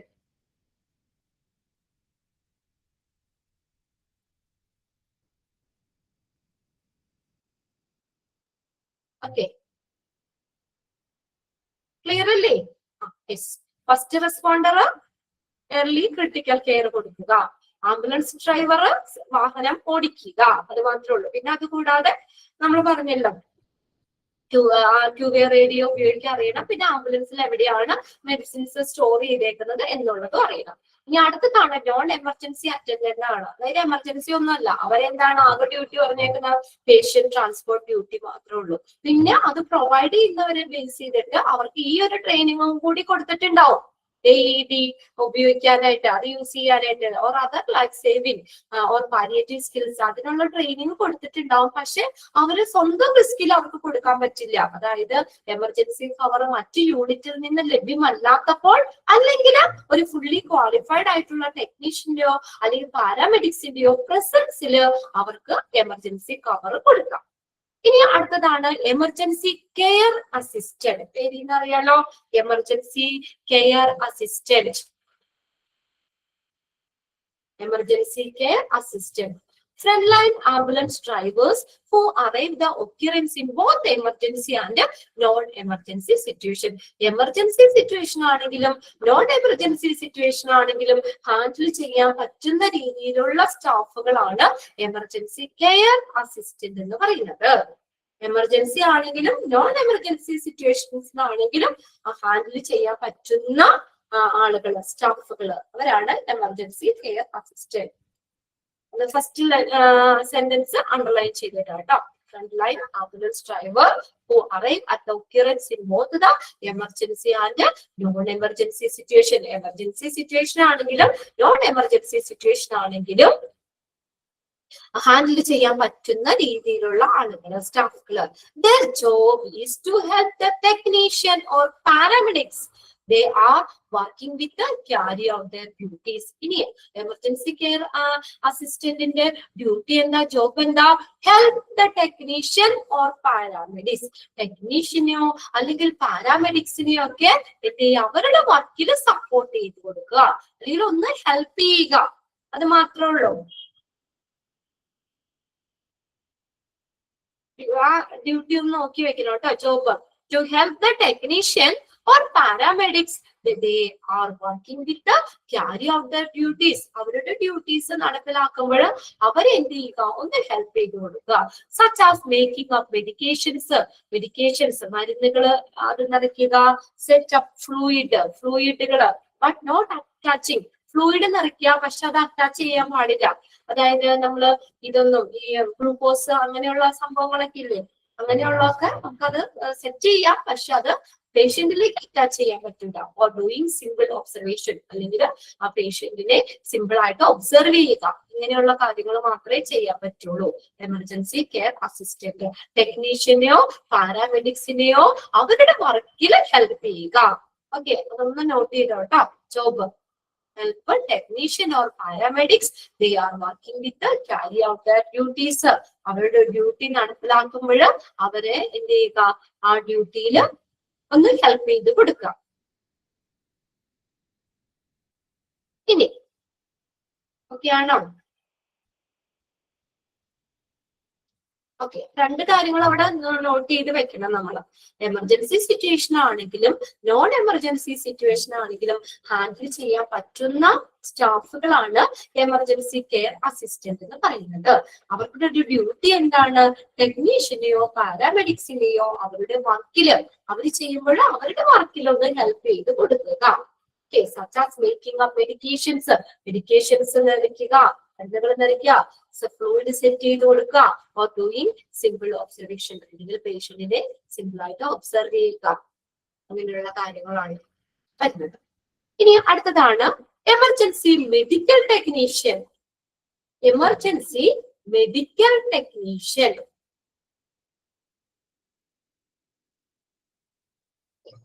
പേരിന്ന് അറിയാലോ. എമർജൻസി മെഡിക്കൽ ടെക്നീഷ്യൻ എന്ന് പറഞ്ഞാൽ എമർജൻസി കേസ് വരുമ്പോൾ അത് ഹാൻഡിൽ ചെയ്യാൻ പറ്റുന്ന സ്കിൽഡ് ആയിട്ടുള്ള സ്റ്റാഫുകളാണ് emergency medical technician. Emergency situation വരുമ്പോൾ അത് ഹാൻഡിൽ ചെയ്യാൻ പറ്റുന്ന സ്കിൽഡ് ആയിട്ടുള്ള സ്റ്റാഫുകൾ, emergency medical technician. Emergency medical technician are generally able to do a wide range of emergency skill. Emergency skillകൾ വേണം, അല്ലെങ്കിൽ എമർജൻസി സിറ്റുവേഷൻ വരുമ്പോൾ ഹാൻഡിൽ ചെയ്യാൻ പറ്റുന്ന തരത്തിലുള്ള സ്കില്ല് വേണം. Such as defibrillation, spinal immobilisation, bleeding control, splinting of suspected fracture, helping the patient with some medication and oxygen therapy. ഏതൊക്കെയായ emergency situation പറയുന്നത്? Defibrillation നമ്മൾ പറഞ്ഞല്ലേ, ഓട്ടോമാറ്റഡ് എക്സ്റ്റേണൽ ഡിഫിബ്രിലേഷൻ. അത് എമർജൻസി കെയർ സ്കിൽസ്, ഇങ്ങനെയുള്ള കഴിവുകൾ വേണം. എന്താണ് ഡിഫിബ്രിലേഷൻ? AED അപ്ലൈ ചെയ്യാനുള്ളത്. സ്പൈനൽ ഇമ്മൊബൈലൈസേഷൻ, സ്പൈനൽ നട്ടെല്ല്, നമ്മുടെ നട്ടെല്ല് നിശ്ചലമാക്കുക. അതായത് എന്താ, നമ്മൾ ചിലപ്പോ ഭയങ്കര ക്രിട്ടിക്കൽ ആയിട്ടുള്ള പേഷ്യൻസിനെ നമുക്ക് അവര് ഷിഫ്റ്റ് ചെയ്യുമ്പോൾ അതേ കെയറോടുകൂടി കൊണ്ടാണ്. ഇടുത്തൊന്നും നമ്മൾ കയറ്റാനൊന്നും പാടില്ല അല്ലെ. വല്ല പൊട്ടലോ കാര്യങ്ങളോ ഒക്കെ ഉണ്ടെങ്കിൽ നമ്മളത് അനക്കാതെ പേഷ്യന്റിനെ കൊണ്ടുപോകേണ്ടി വരും. നമ്മൾ എടുത്ത് പൊക്കുമ്പോ ചിലപ്പോ ആ എല്ലുകൾക്കൊക്കെ സ്ട്രോച്ച് ആവാം, അല്ലെങ്കിൽ അത് പൊട്ടിപ്പോകാം. അപ്പൊ എന്ന് പറഞ്ഞാൽ അവര് ഷിഫ്റ്റ് ചെയ്യുമ്പോൾ നമ്മൾ കൈ കൊണ്ട് എടുത്ത് പൊക്കിയൊന്നും നമുക്ക് അങ്ങനെ ഷിഫ്റ്റ് ചെയ്യാൻ പാടില്ല. ഇതാണ് പറഞ്ഞേക്കുന്നത്. അത്രയും കെയർ കൊടുത്ത് വേണം. അപ്പൊ അതൊക്കെ നമ്മൾ ഷിഫ്റ്റ് ചെയ്യാനേ പാടുള്ളൂ. അങ്ങനെയുള്ള സ്പൈനൽ ഇമ്മൊബൈലൈസേഷൻ, നട്ടെല്ല് നിശ്ചലമാക്കുക, അല്ലെങ്കിൽ അനക്കാതെ കൊണ്ടുപോകുന്ന.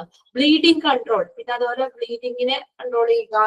സ്പ്ലിന്റിംഗ് ഓഫ് സസ്പെക്റ്റഡ് ഫ്രാക്ചർ, സംശയാസ്പദമായിട്ടുള്ള ഫ്രാക്ചറുകളോ ഒടിവുകളൊക്കെ ഇല്ലേ, അതൊക്കെ വലിച്ചു കിട്ടുക. അതായത് നമ്മളിപ്പോ കയ്യോ അല്ലെങ്കിൽ കാലൊക്കെ ഒടിഞ്ഞിട്ടുണ്ടെങ്കിൽ അതുപോലെ തന്നെ പൊക്കി കഴിഞ്ഞാൽ അത് ചിലപ്പോ ഒന്ന് തെന്നിയിരിക്കുന്നതൊക്കെ ആയിരിക്കും. ചിലപ്പോ നമ്മൾ എടുത്ത് പൊക്കുമ്പോ ചിലപ്പോ പൊട്ടിപ്പോകാം, അല്ലെങ്കിൽ സ്ക്രാച്ച് വന്നിട്ടേ ഉണ്ടാവുള്ളൂ. പക്ഷെ എടുത്ത് പൊക്കുമ്പോൾ ചിലപ്പോ അത് പൊട്ടിപ്പോകാം അല്ലെ.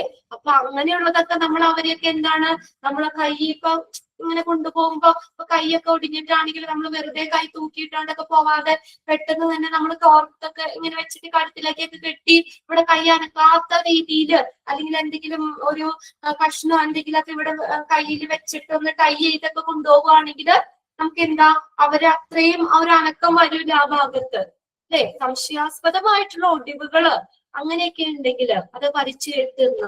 അപ്പൊ ആ ഒരു ഇത് helping the patient with some medication and oxygen therapy. പേഷ്യന്റിന് ചില മരുന്നുകൾ അത് കൊടുക്കാൻ ഹെൽപ്പ് ചെയ്യുക, ഓക്സിജൻ തെറാപ്പി. ഇതിനൊക്കെ കഴിവുള്ള, അതിനൊക്കെ ഒരു ട്രെയിനിങ് കിട്ടിയിട്ടുള്ള, അതിനൊക്കെ ഒരു കഴിവുള്ളവരാണ് എമർജൻസി മെഡിക്കൽ ടെക്നീഷ്യൻ. അതായത് എമർജൻസി സിറ്റുവേഷൻ ഹാൻഡിൽ ചെയ്യാൻ പറ്റുന്ന രീതിയിലുള്ള സ്റ്റാഫുകളാണ് അവര്. എമർജൻസി കേസുകൾ വരുമ്പോൾ അത് ഹാൻഡിൽ ചെയ്യാൻ പറ്റുന്ന രീതിയിലുള്ള സ്റ്റാഫുകളാണ് എമർജൻസി മെഡിക്കൽ ടെക്നീഷ്യൻ എന്ന് പറയുന്നത്. certain countries split in the terms 2-11. ഇനി ചില രാജ്യങ്ങളിൽ ഇതിനെ രണ്ട് ഇതായിട്ട് സ്പ്ലിറ്റ് ചെയ്തിട്ടുണ്ട്. such as in US the EMT basic emergency medical technician basic and EMT emergency medical technician intermediate. അങ്ങനെ രണ്ടായിട്ട് ചില രാജ്യങ്ങളിൽ ഇവരെ സ്പ്ലിറ്റ് ചെയ്തിട്ടുണ്ട്.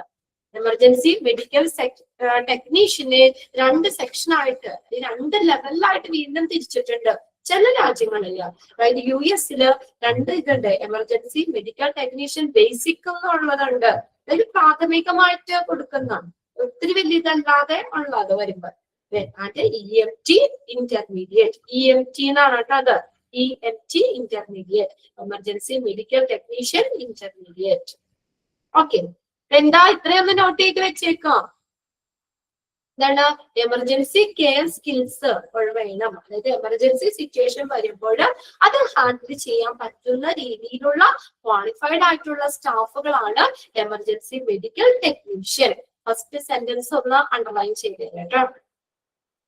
generally able to wide range of emergency care skill.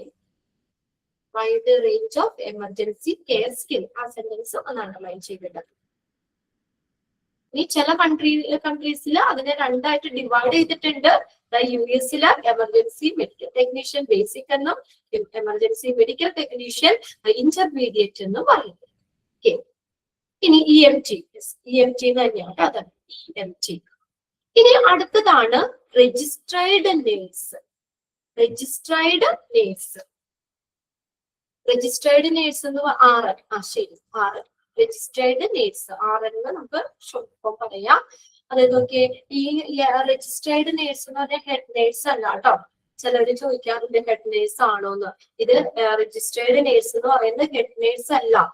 Head നേഴ്സിന് അവർക്ക് രജിസ്റ്റേർഡ് നേഴ്സിനും ഹെഡ് നേഴ്സിനും ഡിഫറെന്റ് ഡ്യൂട്ടീസ് ആണ്. Head nurse എന്ന് പറയുമ്പോൾ ഹെഡ് ആണ് അവര്, അല്ലെ?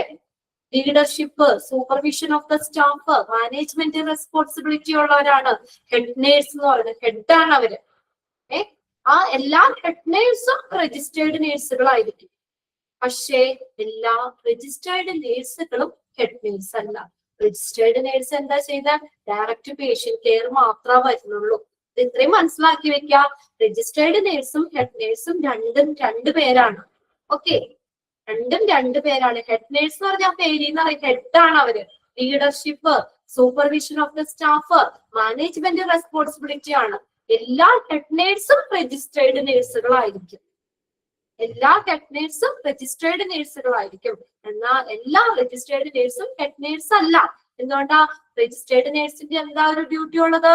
പേഷ്യന്റ് കെയർ ആണ്. ഡയറക്റ്റ് പേഷ്യന്റ് കെയർ ആണ് അവർക്കുടെ ഡ്യൂട്ടി എന്ന് പറയുന്നത്. അപ്പൊ അങ്ങനെയുള്ള ഒരു രജിസ്റ്റേർഡ് നേഴ്സ് ചിലപ്പോ ആംബുലൻസിൽ വേണ്ടി വന്നേക്കാം. In certain system, nurses are principal providers of advanced level care on ambulance. ഒന്ന് അണ്ടർലൈൻ ചെയ്തിട്ട്, അഡ്വാൻസ്ഡ് ലെവൽ കെയർ ആംബുലൻസിന് നമുക്ക് ചിലപ്പോ ഒരു രജിസ്ട്രേഡ് നേഴ്സ് വേണ്ടി വന്നേക്കാം. അപ്പൊ അവിടെ ചിലപ്പോഴേ നമ്മള് ഈ എന്താണ് ഈ ഫസ്റ്റ് റെസ്പോണ്ടറോ ആംബുലൻസ് ഡ്രൈവർ മാത്രോ അല്ലെങ്കിൽ എമർജൻസി മെഡിക്കൽ ടെക്നീഷ്യനോ ഒക്കെ അവരൊക്കെ മാത്രം പറ്റൂല. അത്രയും എമർജൻസി അഡ്വാൻസ്ഡ് ലെവൽ കെയർ ആണെങ്കിൽ അവിടെ ചിലപ്പോ ഈ രജിസ്ട്രേഡ് നേഴ്സ് തന്നെ വേണ്ടി വന്നേക്കാം. Usually in the place of paramedics. പാരാമെഡിക്സിന്റെ സ്ഥാനത്ത്. അവിടെ പാരാമെഡിക്സ് പറ്റൂല. പാരാമെഡിക്സ് അടുത്ത് പഠിക്കാൻ കേട്ടോ. അതായത് ഡോക്ടറും ഡോക്ടറും നേഴ്സും ഒക്കെ അല്ലാതെ മെഡിക്കൽ ഫീൽഡിൽ വർക്ക് ചെയ്യുന്നവരാണ് പാരാമെഡിക്സ് എന്ന് പറയുന്നത്. അവരെ സപ്പോർട്ട് ചെയ്യുന്നവരാണ്, അവരെ ഹെൽപ്പ് ചെയ്യുന്നവരാണ്. ഡോക്ടറിന്റെ നേഴ്സിനെയൊക്കെ അവരുടെ വർക്കിൽ ഹെൽപ്പ് ചെയ്യുന്നവരാണ് അല്ലെങ്കിൽ അവരുടെ സപ്പോർട്ട് ചെയ്യുന്നവരാണ് പാരാമെഡിക്സ് എന്ന് പറയുന്നത്. ഓക്കെ, വേറെ മെഡിക്കൽ ഫീൽഡിൽ വർക്ക് ചെയ്യുന്നവര് തന്നെ. അപ്പൊ ഈ അഡ്വാൻസ്ഡ് ലെവൽ കെയർ ആംബുലൻസിന് ചിലപ്പോ പാരാമെഡിക്സുകളുടെ സ്ഥാനത്ത് ആര് തന്നെ വേണ്ടി വന്നേക്കാം? രജിസ്റ്റേർഡ് നേഴ്സ് തന്നെ വേണ്ടി വന്നേക്കാം. Nurses may also work on ambulance for critical care transport. കണ്ടോ, അത് ഒന്ന് അണ്ടർലൈൻ ചെയ്തിട്ടേക്കാം. Critical care transport. അപ്പൊ അവിടെ ആര് വേണ്ടി വന്നേക്കാം? നേഴ്സസ് വേണ്ടി വന്നേക്കാം. അവരുടെ ഫസ്റ്റ് റെസ്പോണ്ടറോ ഡ്രൈവറോ പാരാമെഡിക്സോ മതിയാവൂല. അവർക്ക് ആ പാരാമെഡിക്സിന്റെ സ്ഥാനത്ത് അവിടെ ആര് വേണ്ടി വരും? രജിസ്റ്റേർഡ് നേഴ്സ് തന്നെ വേണ്ടി വന്നേക്കാം. അത്രയും ക്രിട്ടിക്കൽ കെയർ ട്രാൻസ്പോർട്ടില് നമ്മള് നേഴ്സസ് എന്തായാലും ആംബുലൻസിൽ വേണം. Nurses may also work on ambulance for critical care transport. അതുകൂടി അണ്ടർലൈൻ ചെയ്യും.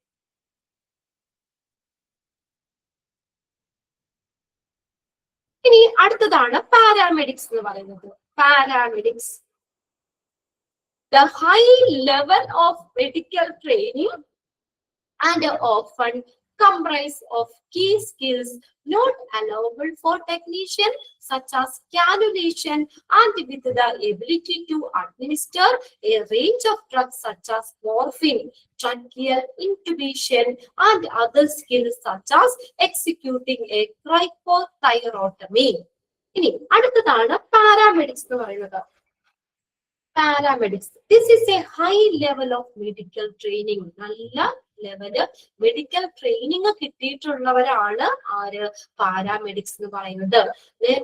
പലപ്പോഴും often comprises of key skill not allowed for the technician.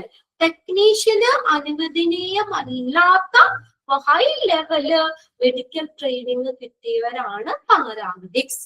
High level of training, നല്ല ട്രെയിനിങ് കിട്ടിയവരായിട്ടുള്ളവരാണ്, നല്ല എക്സ്പീരിയൻസ്ഡ് ആയിട്ടുള്ളവരാണ് ആര്? പാരാമെഡിക്സ്. പലപ്പോഴും ടെക്നീഷ്യന് പറ്റാത്തപ്പോൾ ടെക്നീഷ്യനെ കൊണ്ട് അല്ലെങ്കിൽ ടെക്നീഷ്യന് അനുവദനീയമല്ലാത്ത നല്ല ലെവൽ മെഡിക്കൽ ട്രെയിനിങ് കിട്ടിയവരാണ്. Such as cannulation. കാനുല എന്താ? കാനുലേഷൻ എന്താ? കാനുല വെക്കാറില്ലേ? നമുക്ക് ഇഞ്ചക്ഷൻ കാര്യങ്ങളൊക്കെ എടുക്കുമ്പോൾ നമുക്ക് എന്താ കറക്റ്റ് വെയിൻ കണ്ടുപിടിച്ചിട്ട് നമ്മളത് ഇഞ്ചക്ട് ചെയ്ത് വെക്കൂലേ? നമുക്ക് 5 ദിവസം ഇഞ്ചക്ഷൻ ഉണ്ടെങ്കിൽ നേരത്തെ 5 ദിവസം വന്ന് നേരെ കുത്തിവെക്കായിരുന്നു. പക്ഷെ ഇപ്പൊ അങ്ങനെയല്ല അല്ലെ. ഫസ്റ്റ് ചെല്ലുമ്പോ തന്നെ ക്യാനുല അവിടെ ഫിക്സ് ചെയ്യും, നമ്മുടെ കറക്റ്റ് വെയിൻ കണ്ടുപിടിച്ച് അതിലേക്ക് വെക്കും. പിന്നെ നമുക്ക് ജസ്റ്റ് സിറിഞ്ചില് മരുന്ന് മാത്രം അതിലേക്ക് വെച്ചാൽ ഓരോ പ്രാവശ്യം സൂചി കുത്തണ്ട. അങ്ങനെ കാനുലേഷൻ ചെയ്യാനുള്ള ഒരു ഇത് വേണം, കഴിവ് അങ്ങനെ വേണം. നമ്മൾ പറയാറില്ലേ, ചിലരൊക്കെ നമ്മൾ ഇഞ്ചക്ട് ചെയ്താൽ നമ്മൾ അറിയോ കൂടി ഇല്ല എന്നുള്ളത്. കറക്റ്റ് വെയിൻ ചിലരൊക്കെ 2-3 പ്രാവശ്യം കുത്തി കഴിയുമ്പോഴായിരിക്കും ആ വെയിൻ കറക്റ്റ് വെയിൻ കിട്ടുന്നത്. ചില അത്രയും എന്താ അഡ്വാൻസ്ഡ് ആയിട്ടുള്ള നഴ്സുകളൊക്കെ, അത് എക്സ്പീരിയൻസ്ഡ് ആയിട്ടുള്ള ഒരു ഒറ്റ കുത്തിന് അവിടെ കറക്റ്റ് വെയിൻ കിട്ടും, നമ്മൾ അറിയോ കൂടി ഇല്ല അല്ലേ. ഇതാണ് കാനുലേഷൻ ചെയ്യാനുള്ള, കാനുല വെക്കാനുള്ള അതിനുള്ള ഇത് വേണം. പിന്നെ അതുപോലെ തന്നെ പറഞ്ഞിരിക്കുന്നത് മോർഫിൻ പോലുള്ള മരുന്നുകൾ നൽകാനുള്ള ആ ഒരു ഇത് വേണം, മോർഫിൻ. പിന്നെ അടുത്തതാണ് tracheal intubation and other skills such as executing a cricothyrotomy. Tracheal intubation എന്ന് വെച്ചാൽ നമ്മളൊരു ട്യൂബ് ട്രക്കിയയിലേക്ക് ഇടുകയാണ്. മൗത്ത് ഓർ നോസ്, നമ്മുടെ വായിക്കൂടിയോ അല്ലെങ്കിൽ നോസിൽ കൂടിയോ ഒരു ട്യൂബ് ട്രക്കിയയിലേക്ക്, ബ്രീത്തിങ് ലങ്സിനെ സപ്പോർട്ട് ചെയ്യാനാണ്. ഡെലിവർ ദ ഓക്സിജൻ ഡെലിവർ ചെയ്യാൻ വേണ്ടിയിട്ട് ട്രക്കിയൽ ഇൻക്യുബേഷൻ എന്ന് പറഞ്ഞാൽ ട്രക്കിയയിലേക്ക് ഇവിടെ മൂക്കിക്കൂടിയോ വായിക്കൂടിയോ ഒക്കെ ഒരു ട്യൂബ് നേരെ ട്രക്കിയയിലേക്ക് ഇടുകയാണ്. അതിനുള്ള ഇത് വേണം. And other skills such as executing a cricothyrotomy. Cricothyrotomy എന്ന് പറഞ്ഞാൽ എന്താ, കേട്ടിട്ടുണ്ടോ? അതായത് നമുക്ക് ഈ മൂക്കിലൂടെ ശ്വാസം വിടാൻ പറ്റാത്ത കേസുകളിലില്ലേ, ചിലപ്പോ ഈ തൊണ്ടയിൽ ഒരു ഹോൾ ഉണ്ടാക്കും, എന്നിട്ട് അതിൽ കൂടെ ട്യൂബ് ഇടും. അങ്ങനെ കണ്ടിട്ടുണ്ടോ? പിന്നെ അതുപോലെ തന്നെ ചിലർക്കൊക്കെ തുപ്പിക്കളയാൻ പറ്റാത്തപ്പോഴ കഫമൊക്കെ ഇങ്ങനെ വായില് തൊണ്ടയിൽ നിറഞ്ഞിട്ട് തുപ്പിക്കളയാൻ പറ്റാത്ത കേസുകളിലൊക്കെ ഈ തൊണ്ടയിൽ ഒരു ഹോൾ ഇട്ടിട്ട് അവിടെ നിന്ന് കഫം ഇങ്ങനെ വലിച്ചെടുക്കും. അങ്ങനെയൊക്കെ, അങ്ങനെയുള്ള അതൊക്കെ ചെയ്യാൻ പറ്റുന്ന സ്കിൽഡ് ആയിട്ടുള്ളവരാണ് ഏത് ഈ പാരാമെഡിക്സ് എന്ന് പറയുന്നത്. ഓക്കെ, ഇങ്ങനെയുള്ള കാര്യങ്ങൾ ഏതൊക്കെ പറഞ്ഞേക്കണേ, അതായത് ടെക്നീഷ്യന് അനുവദനീയമല്ലാത്ത നല്ല ലെവൽ ഓഫ് മെഡിക്കൽ ട്രെയിനിങ് കിട്ടിയിട്ടുള്ളവരാണ് പാരാമെഡിക്സ് എന്ന് പറയുന്നത്. ഡോക്ടറും നേഴ്സും അല്ലാതെ മെഡിക്കൽ ഫീൽഡിൽ വർക്ക് ചെയ്യുന്നവരാണ്. അവർക്ക് നല്ലൊരു ട്രെയിനിങ് കിട്ടിയിട്ടുണ്ട്, കാനുലേഷൻ ചെയ്യാനുള്ള ഇത്, മോർഫിൻ പോലുള്ള മരുന്നുകൾ കൊടുക്കാനുള്ളത്, ട്രക്കിയൽ. ആരാണ് റസീന ഇപ്പൊ കയറുന്നേയുള്ളോ? മോർണിംഗ് എത്തിയോളൂ. ലേറ്റായേ? കുഴപ്പമൊന്നുമില്ല. വെറുതെ ചോദിച്ചത് ഇപ്പൊ കയറിയുള്ളൂ. എന്തെങ്കിലും ജോലിക്കാരൊക്കെയായിരുന്നോ? ജസ്റ്റ് നിങ്ങൾക്ക് കുഴപ്പമില്ല കേട്ടോ, നമുക്കിത് വായിച്ചാൽ തന്നെ മനസ്സിലാവുന്നേ ഉള്ളൂ. അപ്പൊ ഇങ്ങനെയുള്ള ഓക്കെ, ട്രക്കിയൽ ഇൻക്യുബേഷൻ. ട്രക്കിയല് അതായത് പറഞ്ഞില്ലേ, ഒരു ട്യൂബ് നമ്മുടെ മൂക്കിൽ കൂടെയോ അല്ലെങ്കിൽ തൊണ്ടയുടെയോ വായിക്കൂടെയോ ഒക്കെ നമ്മുടെ ട്രക്കിയയിലേക്ക് ഇറക്കി വെക്കും. അത് ഓക്സിജൻ ഡെലിവറി ചെയ്യാൻ വേണ്ടിയിട്ടാണ്. ബ്രീത്തിങ് പ്രശ്നം കാര്യങ്ങളൊക്കെ ഉണ്ടെങ്കിൽ അത് ചെയ്യാനുള്ളത് വേണം. അല്ലെങ്കിൽ ക്രൈക്കോതൈറോട്ടമി അത് നിർവഹിക്കുക, എക്സിക്യൂട്ട് ചെയ്യാൻ പെർഫോം അത് നിർവഹിക്കാനുള്ള കഴിവ് വേണം. അങ്ങനെ ഹൈ സ്കിൽഡ് ആയിട്ടുള്ള high level of medical training കിട്ടിയവരാണ് പാരാമെഡിക്സ് എന്ന് പറയുന്നത്. അതൊന്ന് അണ്ടർലൈൻ ചെയ്തു കേട്ടോ. ഫസ്റ്റ് സെന്റൻസ് തെറ്റിനൊക്കെ ഒന്ന് മനസ്സിലാക്കി വെച്ചാൽ മതി. എന്താണെന്നൊന്നും അങ്ങനെ ചോദിക്കാറൊന്നുമില്ല. നല്ല ലെവൽ ഓഫ് മെഡിക്കൽ ട്രെയിനിങ് കിട്ടിയവരാണ്. ഇനി അടുത്തതാണ് ECP, emergency care practitioner. ECP, emergency care practitioner. ECP എന്ന് പറഞ്ഞാൽ പേഷ്യൻസിനെയൊക്കെ അസസ് ചെയ്യാനും അവരുടെ ട്രീറ്റ്മെന്റ് ചികിത്സിക്കാനും ഒക്കെയായി നേഴ്സിംഗ്, മെഡിക്കൽ അല്ലെ പാരാമെഡിക്സ് കഴിവുകള്, അത് നേഴ്സിംഗ് പാരാമെഡിക് കഴിവുകളെ സംയോജിപ്പിച്ചുകൊണ്ടുള്ള ഒരു ഹെൽത്ത് കെയർ പ്രൊഫഷണൽ ആണ്. ക്ലിനിക്കൽ കഴിവുണ്ട്, അതുപോലെ അക്കാദമിക് യോഗ്യതകളും ഉള്ളവരാണ് ECP എന്ന് പറഞ്ഞ എമർജൻസി കെയർ പ്രാക്ടീഷണർ. അതായത് നമുക്ക് എന്താണ് ഈ നേഴ്സിന്റെയും അതുപോലെ പാരാമെഡിക്സിന്റെയും അവർക്കുടെ രണ്ടുപേരുടെയും കഴിവുകൾ സംയോജിപ്പിച്ചുകൊണ്ടുള്ള രീതിയിലുള്ള കുറച്ചും കൂടി ഇതാണ് അവര്. അങ്ങനെയുള്ളവരാണ് എമർജൻസി കെയർ പ്രാക്ടീഷണർ എന്ന് പറയുന്നത്. The position is outlined to bridge the link between ambulance care and care of general practitioner. എന്താ അയാളും ഈ എമർജൻസി കെയർ പ്രാക്ടീഷണറും ഹോസ്പിറ്റലിലെ ഡോക്ടറും തമ്മിൽ നല്ലൊരു കമ്മ്യൂണിക്കേഷൻ ഉണ്ടായിരിക്കും. പാരാമെഡിക്സിനെ പോലെ തന്നെയായിരിക്കും ഇവര്, പക്ഷെ എന്താണ്, കുറച്ചും കൂടി എലിജിബിൾ ആയിരിക്കും. ഇതാണ് ECPs are already eligible paramedics. അതായത് പാരാമെഡിക്സിനേക്കായും കുറച്ചും കൂടി കഴിവുകൾ ഉള്ളവരായിരിക്കും. നേഴ്സിന്റെയും ഞാൻ പറഞ്ഞില്ലേ പാരാമെഡിക്സിന്റെയും കഴിവുകൾ സംയോജിപ്പിച്ചുകൊണ്ടുള്ള, അതായത് പാരാമെഡിക്സിനേക്കായും കുറച്ചും കൂടി എലിജിബിൾ ആയിരിക്കും, കഴിവുകൾ ഉള്ളവരായിരിക്കും. Who have gone through further training and trained to dictate medicines for a longer period of care. Period care such as antibiotics provide ചെയ്യാൻ അറിയുന്നവര്, as well as being trained in the range of additional diagnostic technique. Additional diagnostic ടെക്നിക്കുകൾ ഇതൊക്കെ ഉപയോഗിക്കാനൊക്കെ കഴിയുന്നവര് ഒക്കെ ആയിരിക്കും ഇവര്.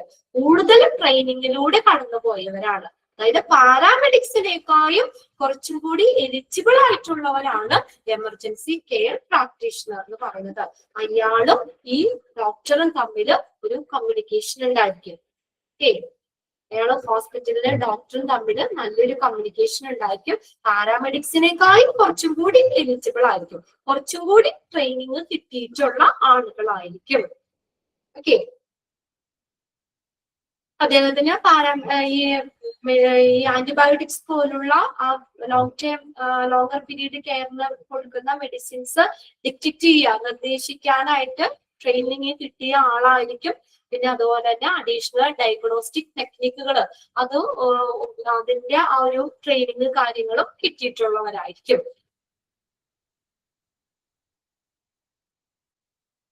First line underline ചെയ്തിടുക. പിന്നെ അതിന്റെ emergency care practitioner ECP ആണ് കേട്ടോ. ECP emergency care practitioner.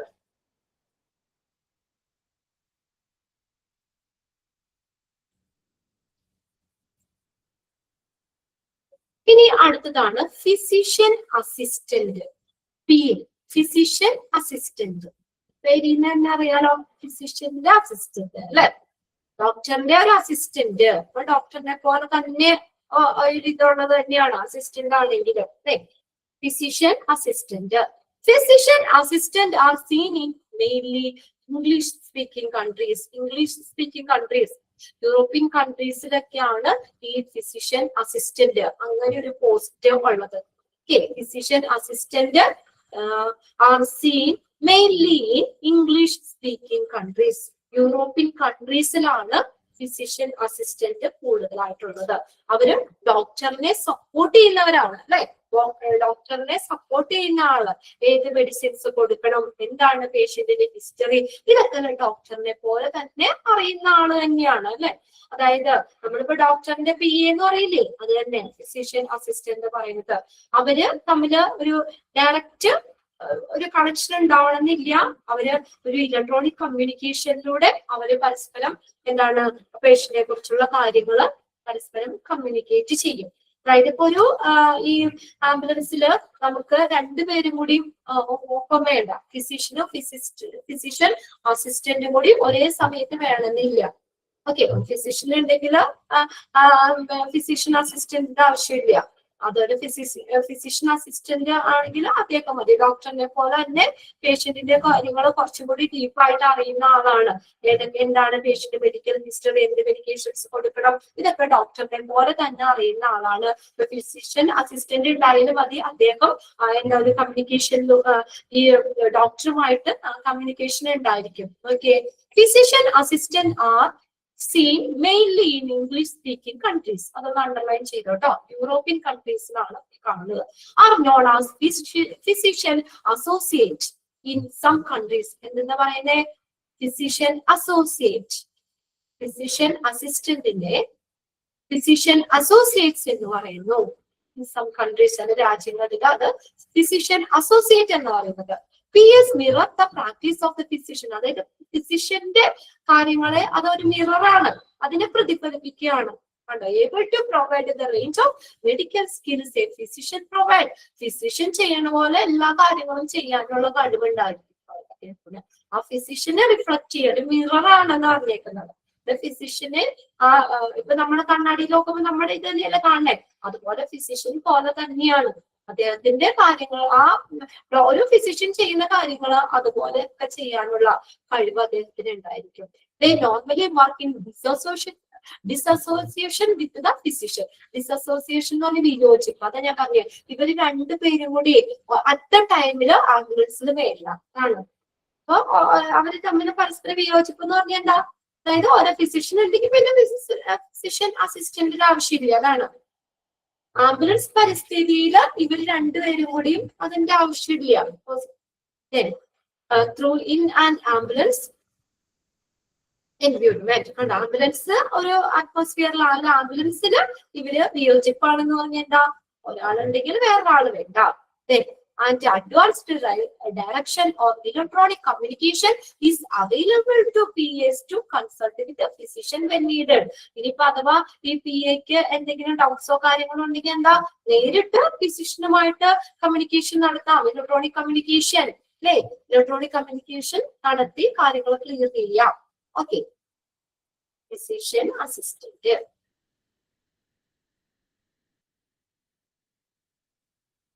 എന്താ നമ്മൾ അണ്ടർലൈൻ ചെയ്യാൻ പറഞ്ഞത്, physician assistant are seen mainly in English speaking countries. European കൺട്രീസിലാണ് ഇവര് മെയിൻ ആയിട്ട് കാണുന്നത്. ഇനി അവരെ അപ്പൊ എന്താണ് എന്താ പറയുന്നത്, ഫിസിഷ്യൻ അസോസിയേറ്റ്സ് എന്നും പറയുന്നു. Physician associates.